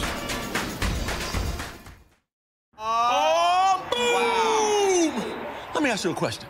Who's the playmaker of this new Big Mac with bacon? It's the crispy bacon, of course. The flavor brings a whole new dimension to the game. Bacon does not win championships. Special sauce wins championships, my friend. You're wrong. And I'm a doctor, which means I'm always right. Let me get a second opinion from my mouth. McDonald's Classics with Bacon, only for limited time. Is it the best thing to happen to our classics or to bacon? Try for yourself and decide. When you do business with United Wireless, you're doing business with people living and working right here in Southwest Kansas, not someone halfway across the world. We're proud of the fact that every day we serve our friends and neighbors, our healthcare providers and hairdressers, technicians, farmers, and local retailers. You are the people who make Southwest Kansas great, and for all you do, we believe you should be treated with the utmost respect. We are United Wireless, and we are Southwest Kansas proud. Hey, can I ask you a question? Sure. Do you have a mobile service? I do. What do you have it with? Verizon. Verizon. Verizon? You know, United Wireless is saving people a lot of money. The question is, how much money are we saving people? Is it 125, 540, or 1080? And I think this one. Try it again. I think they're saving $125. Okay, go ahead and pick it up for me, please, if you would. No! Try it again. Wow! That's what I'm talking about. Yeah, that's a lot. That's a lot of money, right? Yep. You want to save money? Take the United Wireless Challenge yourself. September 18th, 2013 was the day our 11-month-old son Parker had a heart attack and was rushed to Western Plains Medical Complex. The ER team restarted his heart with an electrical shock before they put him in a medically induced coma to save his life. What I remember from that day is that when our world was spiraling out of control, the doctors and nurses treated us like family, calmed our fears, and became our anchor. If Parker ever needs them again, they'll know what to do, which is why we'll always think Western Plains first. And back in Dodge City, United Wireless Arena, where it's halftime of this third-place game in the 1A State Basketball Tournament. The Osborne Bulldogs leading the Caldwell Blue Jays 31-22. It was a back-and-forth battle for most of that first half. Caldwell holding the lead maybe for the most of that, a 1-point, 2-point advantage. But toward the end of the second quarter, Bulldogs from Osborne got on a run, 11-0 run, and took a 10-point advantage. Now they're up by 9 at the half, 31-22. And checking some of the halftime stats and see how this got to this 31-22 lead for Osborne as we check out the shooting percentage, 57% for Osborne, 50% for Caldwell. And a free throw situation. Blue Jays actually gotten to the line more and converted more of 8 free throws, 10 rebounds each, 4 turnovers each, so those not a big issue. But individually for Osborne, 17 points for Darnell Holloway inside. He has been terrific, scoring 17 of his team's 31 points, 8 of 9 from the field. Now it's Cade Miller with that basket for Osborne as Miller has 3 points in the game. And there's this basket made by Christian Ward as we just checked the highlights. There's Darnell Holloway. It's just been terrific again. Just one missed shot in this game. Meanwhile, Jalen Risley, as we see him, he has scored a huge chunk of his team's points, 15 in this game, 15 of his team's 22 points. Now going back individually here, besides Darnell Holloway with 7, Darian Holloway and Vaughn Stoll, each with 3 points. Steele Walters has 2 points. And Grady Walters, the freshman, he came off the bench with a 3-pointer. Also Jordan Weary with a big 3-pointer. In fact, those 2 3-pointers were a major part of the run Osborne had late in that second quarter. Again, Jalen Risley, 15 points for Caldwell, and then it's quite a drop-off from there. L.A. Thompson has 4, Christian Ward with 3, and that's it, as Jalen Risley has scored 15 of his team's 22 points. As here is Jordan Weary's big 3-point play that got part of that run, and then Grady Walters, and that really got Osborne and back out to that 10-point lead toward the end of the second quarter. But Darnell Holloway, the big story right now for Osborne. Again, 17 points in the first half. He has been terrific. 1 missed shot, 8 of 9, as the Osborne Bulldogs lead it 31-22 for the third place Class 1A state basketball tournament here in Dodge City. Earlier today on the girls' side, it was Thunder Ridge winning third place over the Waverly Bulldogs. So we check the girls' bracket. Now coming up after this boys' third place game will be the championship game on the girls' side of the bracket, as it will be number 1 undefeated Central Plains Oilers, led by Emily Ryan, going up against the Hanover Wildcats for a state championship. 2 terrific teams. Central Plains looking for a 6th consecutive state title. Hanover looking for a 3rd consecutive title. Again, both teams playing in different divisions a year ago. And then later tonight on the boys' side, it will be the Central Plains undefeated top seed Oiler boys going against their old rival, St. John Hudson Tigers. That game will tip off around 6:15 tonight. But we're in again right now in this third place game on the boys' side of the bracket. It is Osborne Bulldogs leading 31-22 over the Caldwell Blue Jays. We'll have the start of the second half coming your way after this. Wow. All right. These cheesy bacon fries are tremendous. I know. Crispy bacon is the best thing to ever happen to the fries. What? It's the Fries Show. McDonald's world famous fries, featuring bacon. Or is the crispy bacon giving the fries some street cred with a whole new audience? I'm gonna let bacon think that. What was that? I couldn't hear you over the bacon ovation. Bacon, bacon, bacon. McDonald's Classics with Bacon, only for limited time. Is it the best thing to happen to our classics or to bacon? Try for yourself and decide. Coming home in southwest Kansas means something. It's the farmer, stepping off his metallic horse into the dusty work truck, heading home. It's the football player steaming pads after a good hard practice. The daughter's final serve in volleyball, mother setting the table. United Wireless is proud to be in and from southwest Kansas. Thank you for making United Wireless a part of your family's coming home. Today's Best Western? What does that mean? Today's Best Western? Over 4,200 hotels worldwide and a variety of hotel brands. It's vibrant, a feel of home, and a friendly hello, all with a refined glow. And with rewards points that never expire, you get free nights fast. Wow! Now stay 2 separate times and get a free night. Book now at bestwestern.com. For a true taste of the old Wild West, get the heck into Dodge. For entertainment at its best, get the heck into Dodge. Walk out on old Boot Hill, you can feel the spirit still, but you just won't know until you get the heck into Dodge. An exciting getaway is waiting for you in Dodge City. Big name entertainment, exciting sports action, and of course the history that made Dodge City famous. 'Cause there ain't no doubt about it, get the heck into Dodge. Oh, boom! Wow. Let me ask you a question. Who's the playmaker of this new Big Mac with bacon? It's the crispy bacon, of course. The flavor brings a whole new dimension to the game. Bacon does not win championships. Special sauce wins championships, my friend. You're wrong. And I'm a doctor, which means I'm always right. Let me get a second opinion from my mouth. McDonald's Classics with Bacon, only for limited time. Is it the best thing to happen to our classics or to bacon? Try for yourself and decide. When you do business with United Wireless, you're doing business with people living and working right here in Southwest Kansas, not someone halfway across the world. We're proud of the fact that every day we serve our friends and neighbors, our healthcare providers and hairdressers, technicians, farmers, and local retailers.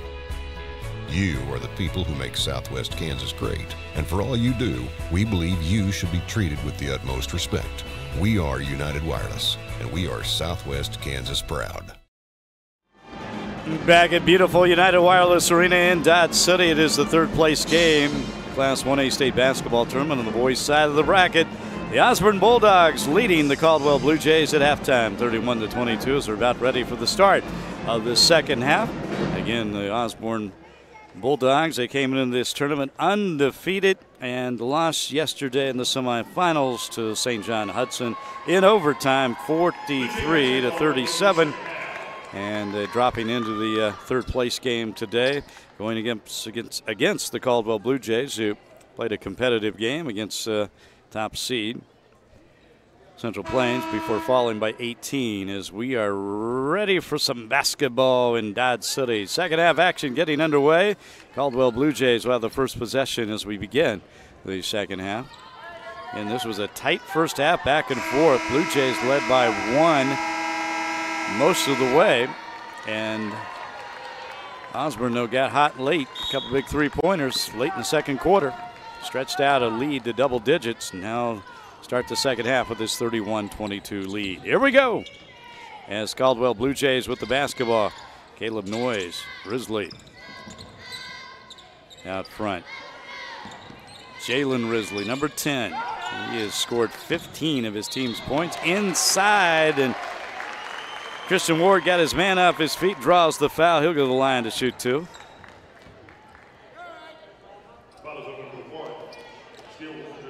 Steele Walters picks up his third personal foul. That could be an issue in this game. He's their starting point guard, runs the show for the Bulldogs. The free throw missed by Christian Ward. 5'10" junior for the Caldwell Blue Jays. Makes that second one, and it cuts the lead 8, 31-23. Here come the Osborne Bulldogs, and look out for Darnell Holloway.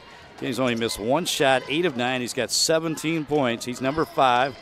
There's Steele Walters. Now it's Darian Holloway with the basketball, Darnell's brother, and he throws it right away to Caleb Noyes. Noyes, his pass, though, was picked off. Cade Miller comes up with a steal for Osborne. Going the other way, Steele Walters going to take a 3. Too short. Jalen Risley comes up with a rebound. He's looking down court for a possible man open. Now he finds Christian Ward, and his shot is blocked, swatted away out of bounds by Darian Holloway. There's Darian.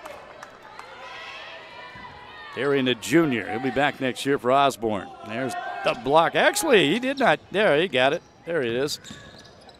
Thought I was seeing things. Nice play, nice move inside the lane. Drew Valatka, his first 2 of the game. He's had a terrific state tournament coming off the bench. Scoring double figures both games for Caldwell, but that's his first 2 of this game. Darian Holloway fighting his way out front with the ball. Steele Walters, Noise on him, gets a pick. Jordan Weary, he's got a 3, the big man. Sets a pick there for Cade Miller. Steele Walters going to take a 3. We're going to foul before that. And it is against, I believe, Caleb Noyes. Trying to fight through that pick, and he's called for the foul. His second. First team foul against Caldwell early here in the second half of play. Darnell Holloway out front, and is going to hand it back off to Walters. Walters going to try to get into Holloway, not there. They're really collapsing on Darnell Holloway, and nice defense there as Drew Valatka got a hand on it. And I'm sure that's what Jason Marlin talked about at halftime a little bit. We got to stop Holloway from getting the basketball, deny him the ball. Again, he's 8 of 9, 17 points in the first half. There he is out front with the basketball. Darnell Holloway, and he gets kind of tangled up with his own feet, and he's called for traveling. Maybe trying to do too much that time.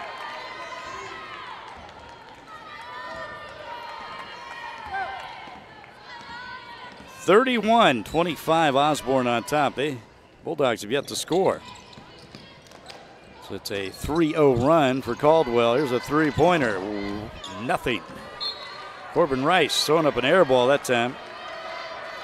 And so the ball goes back to the Bulldogs of Osborne. Osborne out of the North Central League. Caldwell Blue Jays out of the South Central Border League. Inside, Holloway down, swatted away by Drew Valatka. That's second time he's done that. It's good defense. Good job denying Holloway the ball. Risley, nice pass inside. Noyes, turnaround not there. Weary comes down with a rebound. He clears it out to steal Walters. Walters on the run for Osborne. He's going to take it inside, pulls up, off the glass, and just won't go. Fight for the rebound. Cade Miller comes up with it. He is fouled, and it counts. Good job of keeping that ball alive, and then Osborne, and Cade Miller came up with it, and there he is fouled from behind. Drew Valatka got him. Not a lot of contact, but he got him, and he'll go to the line to try for the three-point conversion. So Osborne back up by 8, 33-25. Their first bucket of the second half, by the way, here in the third quarter. Cade Miller, the lefty, too hard, misses the free throw. They did have the two-pointer. All right, Jalen Risley is yet to score here in the second half with the basketball. He'll post up down low. Corbin Rice. Christian Ward. Good defense here from the Bulldogs, but this time Corbin Rice gets open and spins his way in for his first two of the game. Corbin Rice with two. Caldwell now down by 6, and they're getting a lot more balance. Again, Jalen Risley had the bulk of their points in the first half. He's yet to score here in the second half. And there's a basket for Osborne. We're going to have a 30-second timeout as the Bulldogs back up by 8, 35-27.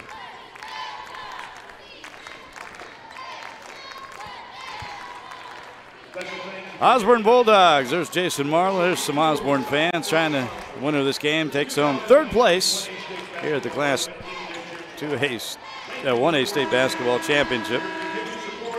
Fans from the Caldwell making that trip to Dodge City. Fans in blue for the Blue Jays. They come out of the huddle. Caleb Noyes, Corbin Rice.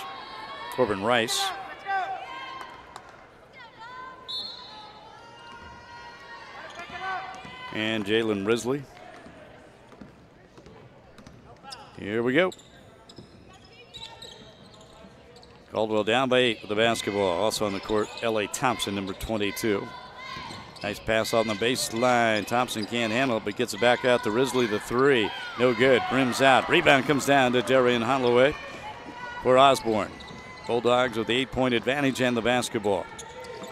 Darian Holloway puts it between his legs. Right side, Cade Miller. Weary has the notion. He can shoot the three. We saw that earlier. Holloway, Darian Holloway, number 4. Working it in the lane, back out to steal Walters. Wide open, the three, not there, a little too short. Rebound comes down to Jalen Risley.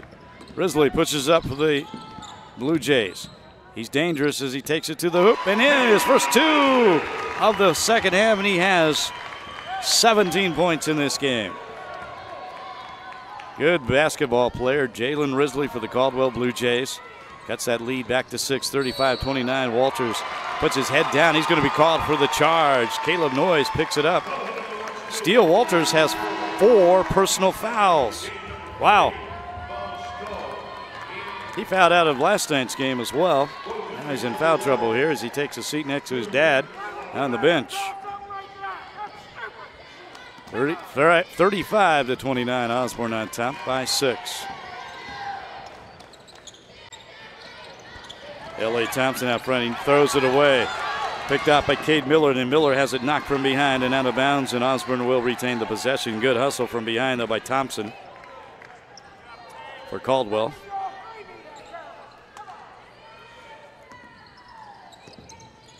Darian Holloway, and again, Darnell Holloway, 17 points in the first half. It's hardly touched the ball, but there he does, but that one too hard. His first shot in the second half, and he's called for the foul. Reaching in. And frustration fouls after the missed shot. That's his second personal foul.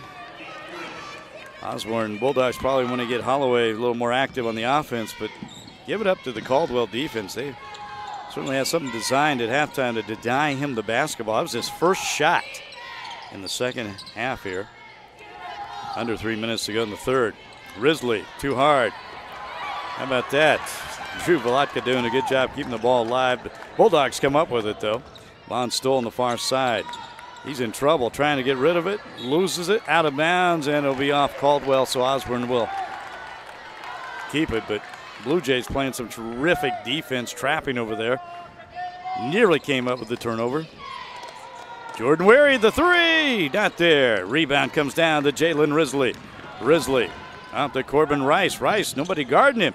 Nice bounce pass down low. The shot, though, won't go. L.A. Thompson couldn't convert. Here come the Bulldogs. Darian Holloway will be running things out front. You know, Steele Walters on the bench with 4 fouls. Darian Holloway working it against L.A. Thompson. Now he gets it off the Darnell at the high post. Immediately he's double teamed. Back out to Von Stoll. Stoll, Darian Holloway, left side corner, Cade Miller. Inside to Jordan Weary. Weary, ball fake, nothing there.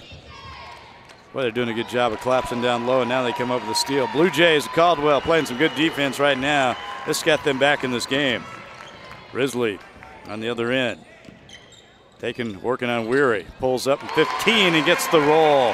Jalen Risley had a notion he was going to do that the entire time, and he now has 19 points in this game. 4 here in the second half, and we've got a timeout on the floor. The Osborne Bulldogs seen their lead evaporate down to 4 now. Bulldogs on top 35-31. Here's Risley again, just pulling up and over Jordan Weary, and gets the friendly roll in Dodge City. Jalen Risley, the 6-foot senior, now with 19 points in this basketball game.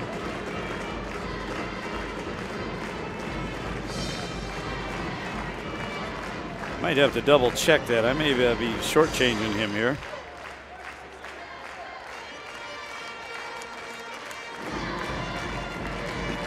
And I believe that is correct, 19. So there we go.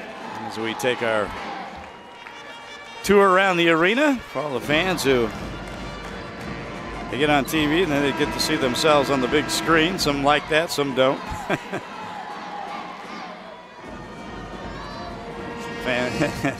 Some fans from Osborne making that trip down to Dodge City. And it will be Osborne basketball taking it out right in front of me here at half court. That view you see is my view.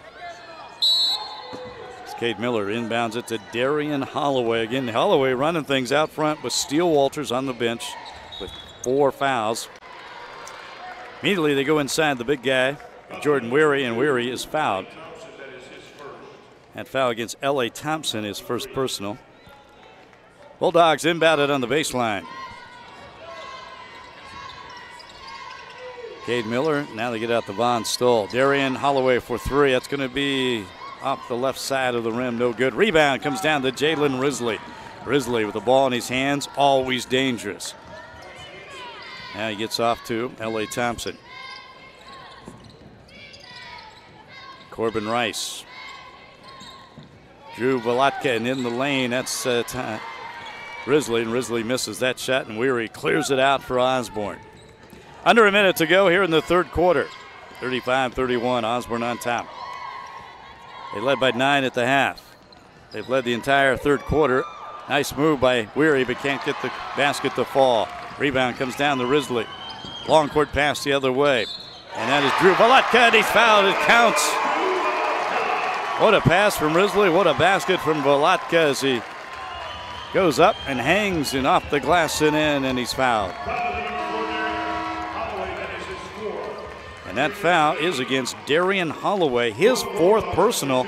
Again, Darian Holloway kind of taking over the point guard duties from Steele Walters because he has 4. Now Holloway will sit down, and Steele Walters comes back into the game for Osborne. And Drew Volatka trying to complete the three-point play, the 5'11 sophomore. This kid's got a good future next 2 years. Misses the free throw. So we're down to 35 seconds, clock running.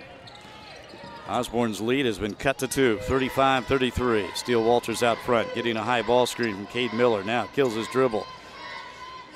Off to Grady Walters, who's into the game. He's got a 3 in this contest late in the second quarter. Steele Walters down to 15. We got a foul out front. That's going to go against Drew Volatka. His third. And he'll go to the bench, replaced by Caleb Noyes.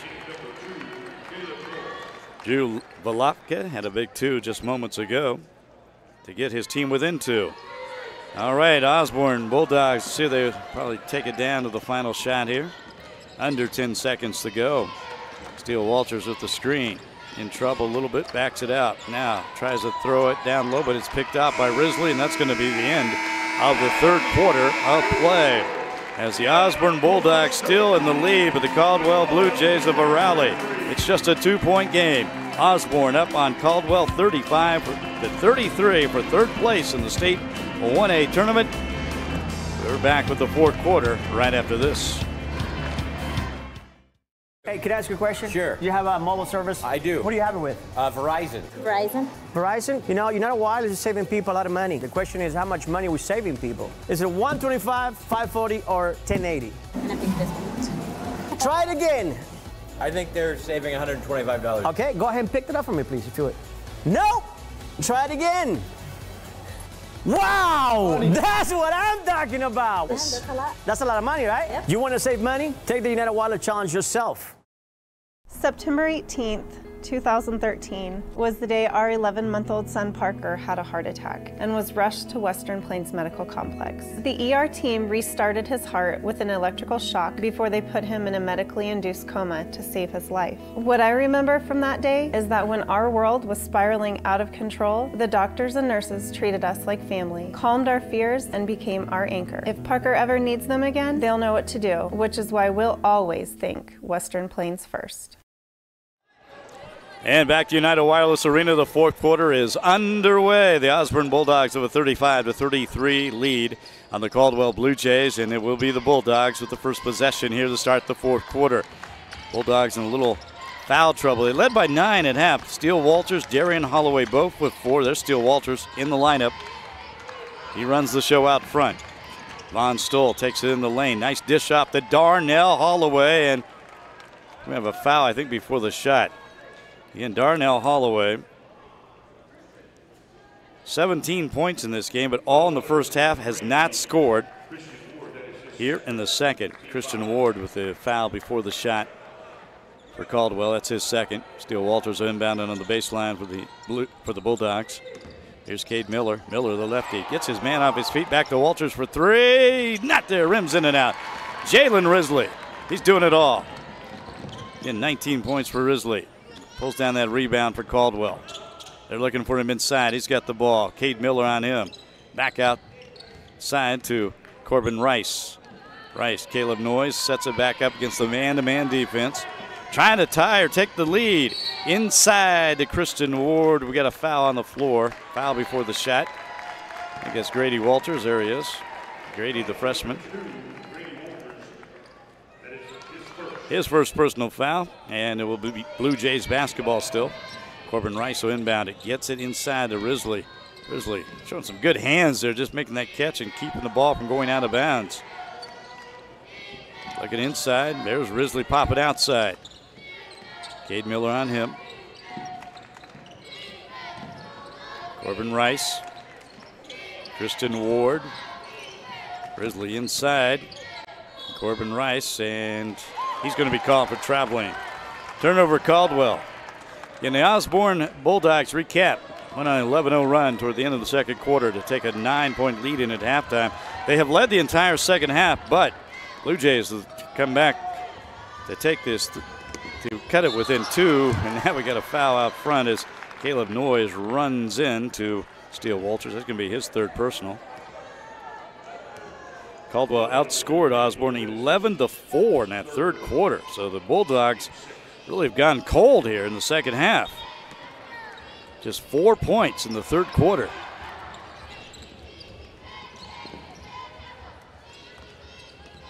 And yet to score in the fourth.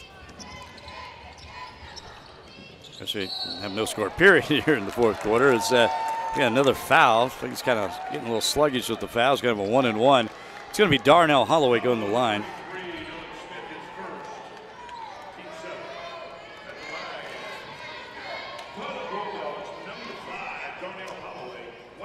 By the way, the foul against Dylan Smith, his first personal, the 5'11 senior for Caldwell. Darnell Holloway, 17 points. He was so terrific in the first half, has yet to score here in the second. Finally, it's on the board. He has 18. But give it up to the Blue Jays defense. They designed something at halftime to just deny him the basketball. They've been collapsing on him, just not allowing him to even get the ball down low where he was so effective in the first half. In fact, he only had in the second half. Now they get the missed shot, but they get the rebound. Here he gets the ball, but it's swatted away by Risley. However, it is a foul on Jalen Risley, his first, and that's going to send Holloway back to the line for a chance at the 1-and-1.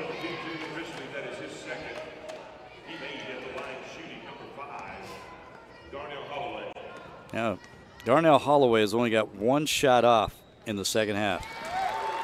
That's amazing. Makes that first free throw. He gets another. He has 19 points in the game. But again, no field goals here in the second half. He was 8 of 9 from in the first half. Makes the second free throw, and Bulldogs back up by 5, 38-33. Just 2 minutes in to the fourth quarter. Final quarter of the season with these two basketball teams playing for third place. The 1A state tournament in Dodge City. Both teams obviously terrific seasons when you get this far. A little disappointment not playing in the championship, but now they're got the competitive juices flowing here for third. And now a turnover after the missed shot. Blue Jays come back up with it. Risley's going to take a three. Too short. Rebound, Darnell Holloway. Steele Walters will push it up. Walters crosses half court. Backing off. Blue Jays in a man-to-man defense. Tough pressure defense. Von Stoll just couldn't get it to go. Rolled out the front of the rim. He is fouled. He'll go to the line to shoot two. There it is again. Nice take. And just over the outstretched arms of Jalen Risley and off the front of the rim. And Von Stoll, 2 free throws.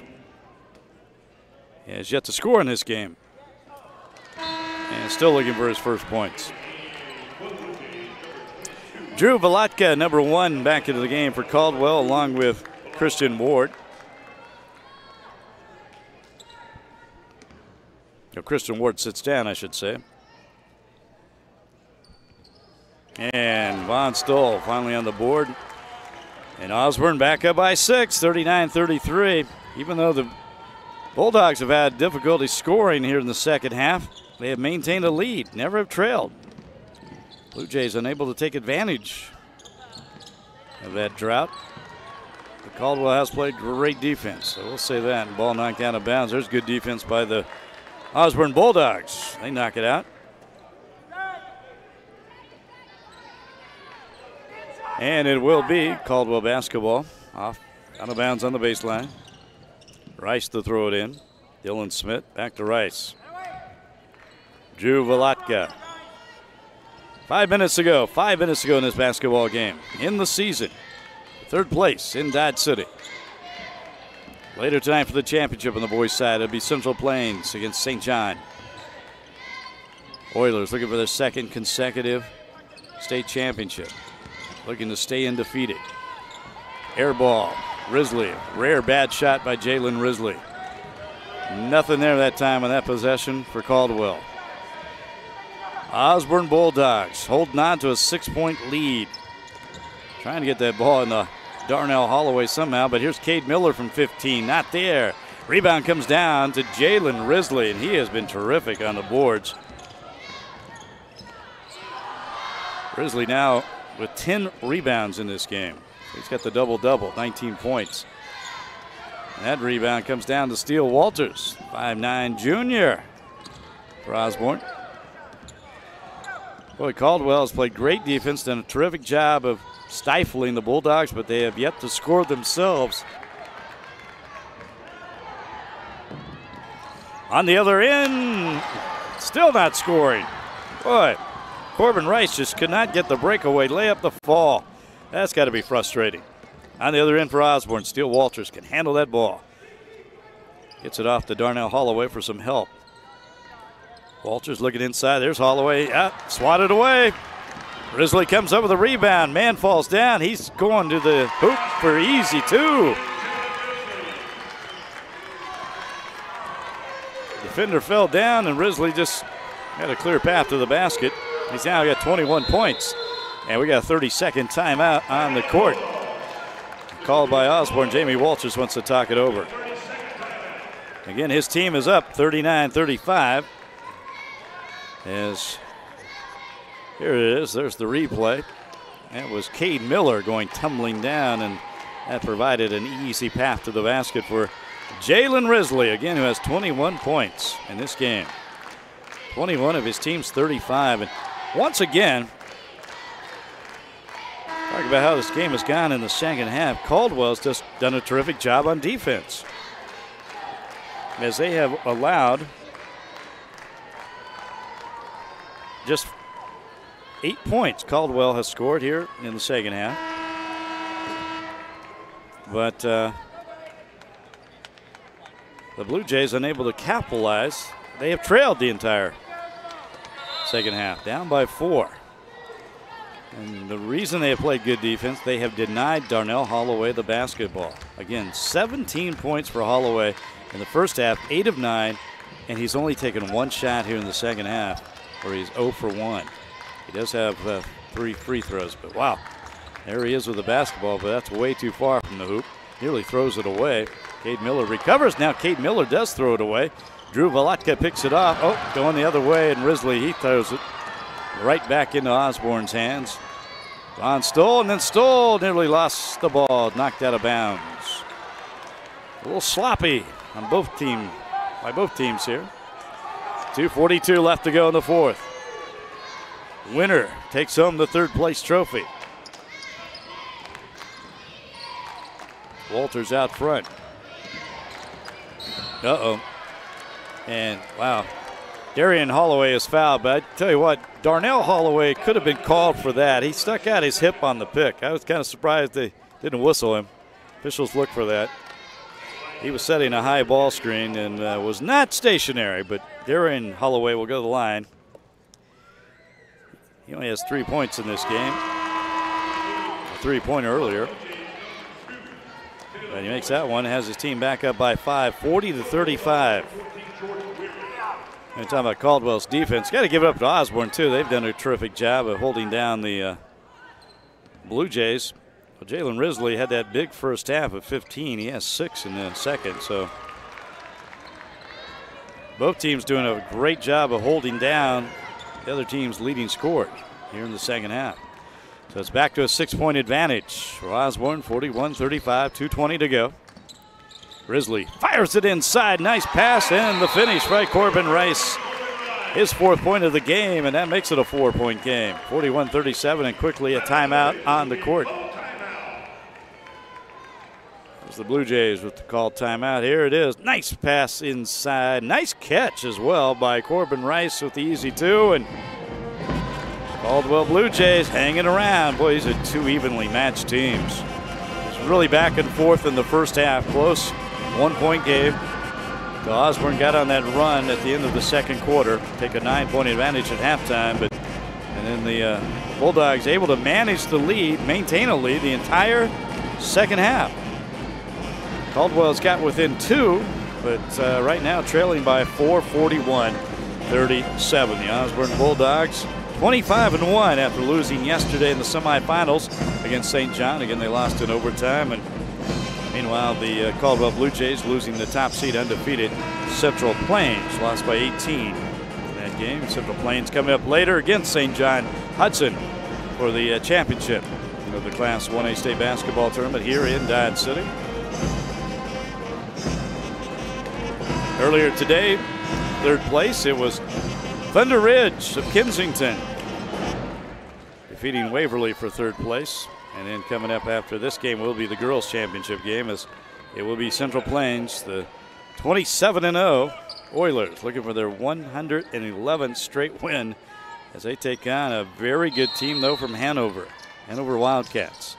Full court pressure from Caldwell, and we've got a whistle and a turnover. As Caldwell Blue Jays showing some full court pressure, and they caused a turnover. Well, it's a foul. Foul away from the basketball. It's Darian Holloway, and that is a big foul for a couple reasons.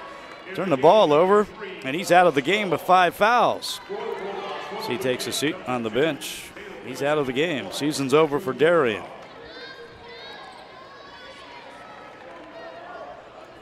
So the Blue Jays are inbounded on the baseline. A chance to cut into this lead. Corbin Rice out front here to Caleb Noyes. Noyes going up against the man-to-man defense from Osborne. See where that Jalen Risley is. He's their scorer. He's got 6 in the second half. Again, 21 for the game. Risley looking inside. He's a good passer as well. We saw that. Corbin Rice punches it back out. Minute 45 we're approaching here left in this game. Caleb Noyes. Blue Jays very patient, but they're going to have to start scoring here. They're down by 4, and now we got a foul on the baseline. Goes up against the Bulldogs.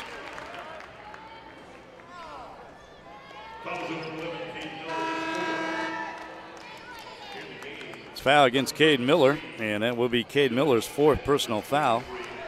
And that will send Jalen Risley to the line.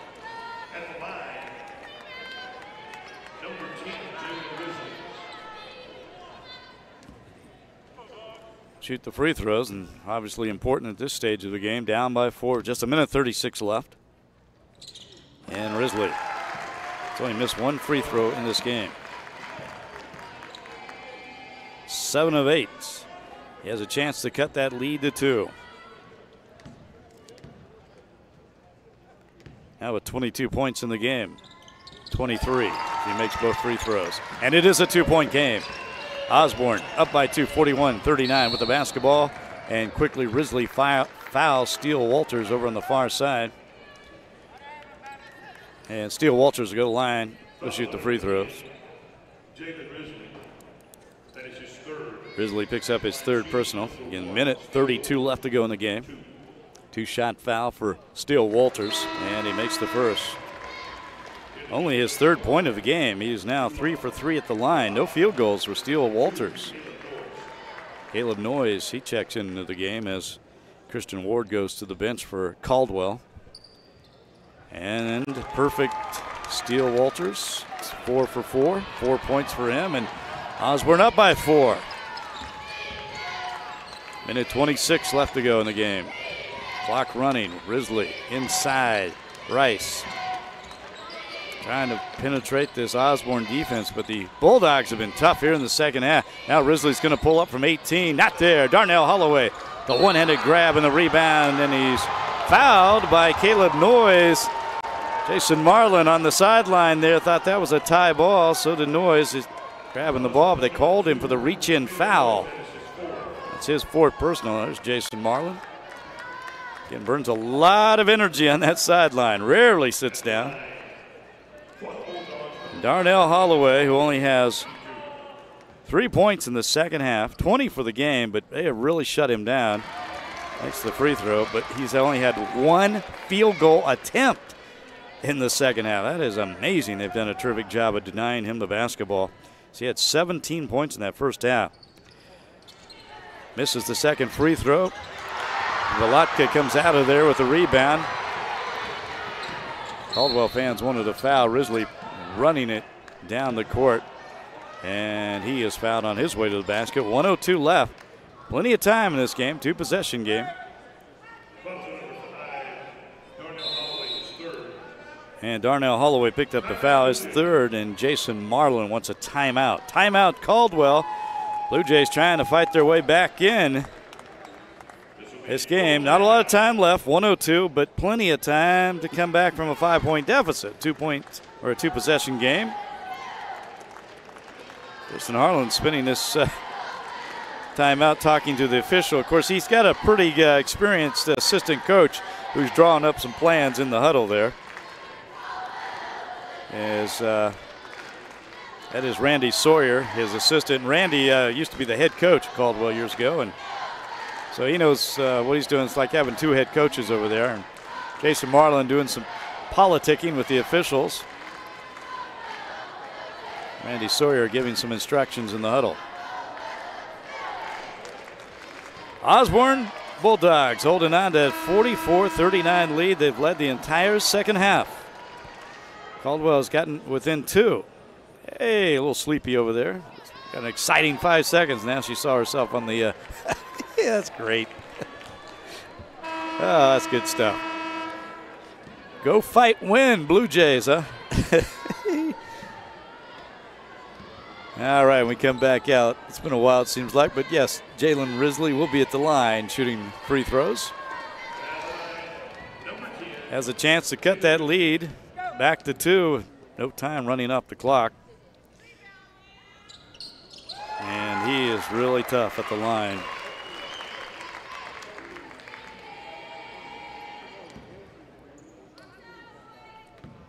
Nine of 10 now from the free throw line. This one in and out. Good view of that. Not going down. Outlet pass though, Jordan Weary, and he throws it away. Darnell Holloway, those could make the catch right through his leg or arms. And wow, that's a big turnover. The Blue Jays have a chance. Down by 4, 44-40. Here's Risley. Oh, that's sweet. Jason Risley, he's been terrific.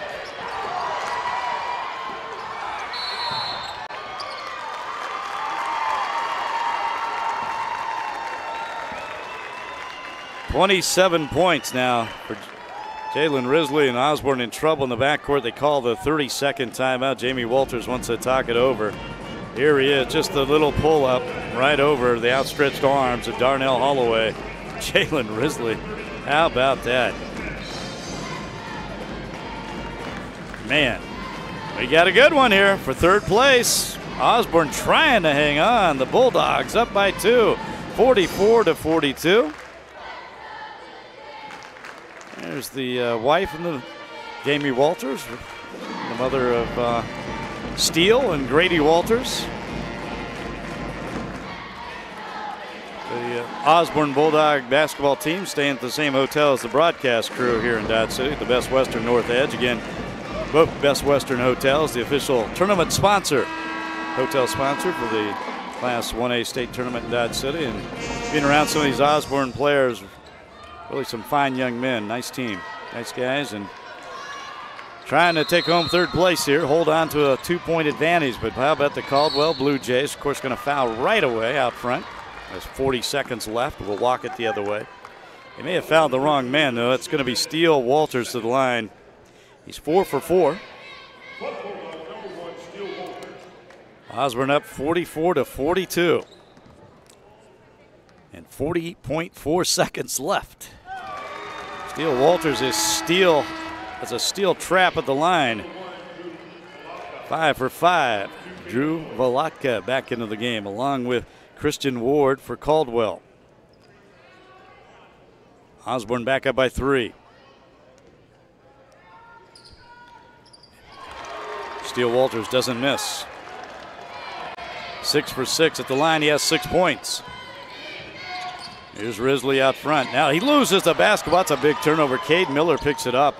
Walters in the backcourt. Walters. They do not foul him. Get it off to Weary. Weary down to Darnell Holloway, and Holloway with his first field goal in the second half. He has 23 points, and that's probably going to do it. Another missed shot. Holloway swats it away, but he's called for the foul. As Osborne up by 6, 48-42. Just over 10 seconds to go in this basketball game. Darnell Holloway is 4th, as Caleb Noyes at the line. And cuts the lead to 5, 48-43. You got to give it up to Osborne. Caldwell came to play in the second half defensively, but the Bulldogs also turning up the heat on defense and holding off Caldwell. Never trailed in the second half. Got close a couple of times. It looked like the Blue Jays had some momentum. The Bulldogs always with an answer. Even if their top scorer, Darnell Holloway, held down to just 1 field goal. As that free throw makes it another 4-point game. 48-44. 10.9 seconds left in the game. Osborne Bulldogs, the number 2 seed coming into this tournament, knocked out by St. John Hudson yesterday, 42-37 in an overtime loss. Caldwell fell to top seed Central Plains, and Osborne trying to take home some hardware. They win that 3rd place trophy. Here's the fans from Caldwell. They've been represented all week here in Dodge City. Caldwell, the home of a good friend of mine, Mick Schaefer, former star basketball player for Caldwell, now the sports director at the NBC affiliate, 41 Action News in Kansas City. One of their favorite sons, I guess. They got to be proud of him. Here's Jamie Walters. He's done a terrific job with this basketball team. He's got a lot of guys coming back next year as well. Of course, he does lose. Darnell Holloway has been terrific. And now Steele Walters is fouled immediately in the backcourt. Caldwell forced the foul. That's just not the guy you want to foul, but Osborne doing a good job of getting the ball into Steele Walters' hands. Again, he has not missed at the line, as he is 6 for 6. He'll be shooting 2 more here. His team up by 4. Still perfect, 7 for 7. All 7 of his points at the free throw line. Logan Corbett coming into the game now for Osborne. Logan Corbett is a senior, a 5'10 senior, getting some time here in the state tournament. And Walters finally misses a free throw, but up by 5, 49-44. Risley pulling up a long 3, not there. Weary comes down to the rebound, and that's going to be your basketball game. The Osborne Bulldogs win 3rd place here at the Class 1A state basketball tournament in Dodge City. It is Osborne holding off Caldwell 49-44 of the Blue Jays. We're going to talk more about this game coming your way right after this. Wow. Right? These cheesy bacon fries are tremendous. I know. Crispy bacon is the best thing to ever happen to the fries. What? It's the Fries Show. McDonald's world famous fries, featuring bacon. Or is the crispy bacon giving the fries some street cred with a whole new audience? I'm gonna let bacon think that. What was that? I couldn't hear you over the bacon ovation. Bacon, bacon, bacon. McDonald's Classics with Bacon, only for limited time. Is it the best thing to happen to our classics or to bacon? Try for yourself and decide. Coming home in southwest Kansas means something. It's the farmer stepping off his metallic horse into the dusty work truck heading home. It's the football player steaming pads after a good hard practice. The daughter's final serve in volleyball, mother setting the table. United Wireless is proud to be in and from southwest Kansas. Thank you for making United Wireless a part of your family's coming home.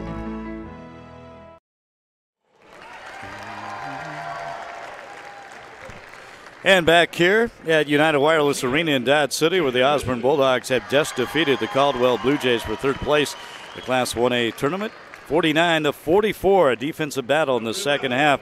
Both teams really turned up the heat on defense. Caldwell denying Darnell Holloway the basketball as they just couldn't get him the ball, Osborne, after scoring 17 points in the first half. But the Bulldogs also playing some tough defense since they held off every challenge that Caldwell presented in that second half. Never trailed. Osborne goes on to win it 49-44 as the medal ceremony taking place now as the players from Caldwell receiving their fourth place medals. So we check the stats for the game at the end of this contest. Says shooting percentage pretty similar there. How about that? 46.7% for Osborne, 46.2% for Caldwell. Blue Jays making 12 of 26 shots, 14 of 30 for Osborne. A few more free throws for the Blue Jays at the line. Rebounds were even, 18 apiece. And just kind of the final score was indicative. Very balanced all the way up and down the stat sheet. But individually, Darnell Holloway led Osborne with 23 points in this game. 17 of those, though, in the first half when he was 8 of 9. And once again, he only got 2 shots in the second half, 2 attempts. He made one of those, and the rest of his points came at the free throw line. 9 points for Steele Walters, as he did have a 2-pointer in there, along with his 7 free throws. So he had 9 points in the game, Steele Walters. Jordan Weary of a big 3, and had a 3-pointer occurred during a big run at the end of the second quarter. That was kind of the decisive run, as it turned out. Osborne with that strong finish in the first half. Darian Holloway had 5 points. He had a big 3. And Grady Walters also coming off the bench, the freshman, for 3-pointers. The players from Osborne are Steele Walters receiving his third-place medal. And now his brother Grady. Nice family weekend for the Walters as their dad, the head coach, Jamie, and came here to Dodge City undefeated, but they'll leave 26-1 and a third-place title. Now, let's go to the individual accolades for the Caldwell Blue Jays. Jalen Risley, he was something else, man. 26 points in this game for Risley. He was he was just unstoppable inside at times. Terrific athlete, 8 of 20 from the field. Had no 3-pointers, 26 points. He had also at the free throw line. He was 10 of 12, but he scored the huge chunk of his team's points. Actually scored over half of his team's points, as the 44 was the total. And next in line, he had 3 guys of 4 each. Drew Valatka, L.A. Thompson, and Christian Ward, each with 4. Caleb Noyes added 2. And we see Jordan Weary receiving his medal. But once again, the Osborne Bulldogs, they come to Dodge City, and they're going to take home a trophy as they win third place over the Caldwell Blue Jays 49-44. And Osborne doing a great job of bouncing back after a disappointing loss yesterday. As once again, they lost in overtime to St. John. Their first loss of the season. That's always disappointing when an unbeaten team goes down in the state tournament, especially in the semifinals. But they're going to take home third place, and there's Paul Lewis, the tournament director here in Dodge City, presenting that trophy to the Osborne Bulldogs. Congratulations to them as they'll take home third place in Dodge City. All right, on this championship Saturday, we're set for the championship games, as it will be coming up. On the girls' side, Central Plains taking on Hanover, and then Central Plains boys later tonight. taking on St. John Hudson as we take another look at Osborne. They'll have a lot of pictures be taken here. They celebrate that third place. Osborne Bulldogs winning third, holding off Caldwell 49-44. That is your final score from Dodge City. And if you're interested in watching the finals, Open Spaces Broadcasting will bring you, and that is openspacessports.com. We'll have the championship games. That's going to do it for me, Leon Liebel, as I've been here all week for you. And it has been a lot of fun calling all these games all the way up through the third place games. But that's going to do it. So we check again the girls' championship game coming your way here shortly on openspacessports.com at Central Plains against Hanover. The Central Plains girls 27-0, looking for their 6th consecutive state title, going up against a very good Hanover team, though. The Wildcats looking for their 3rd consecutive title. They won the last 2 1A Division I titles. Now both teams in different divisions the last few years. So as Central Plains out of Claflin won the 2A title. The Claflin girls or Central Plains girls against Hanover. That's coming up next. And later tonight, the boys game, Central Plains and St. John Hudson. 4th time those two teams will meet. That game approximately at 6:15 again on openspacessports.com. That's going to do it for me, Leon Liebel. It's been good to be back home in Dodge City calling all these games all week here at beautiful United Wireless Arena. Hope you've enjoyed the broadcast. Thanks for watching. Thanks for listening. So long, everybody.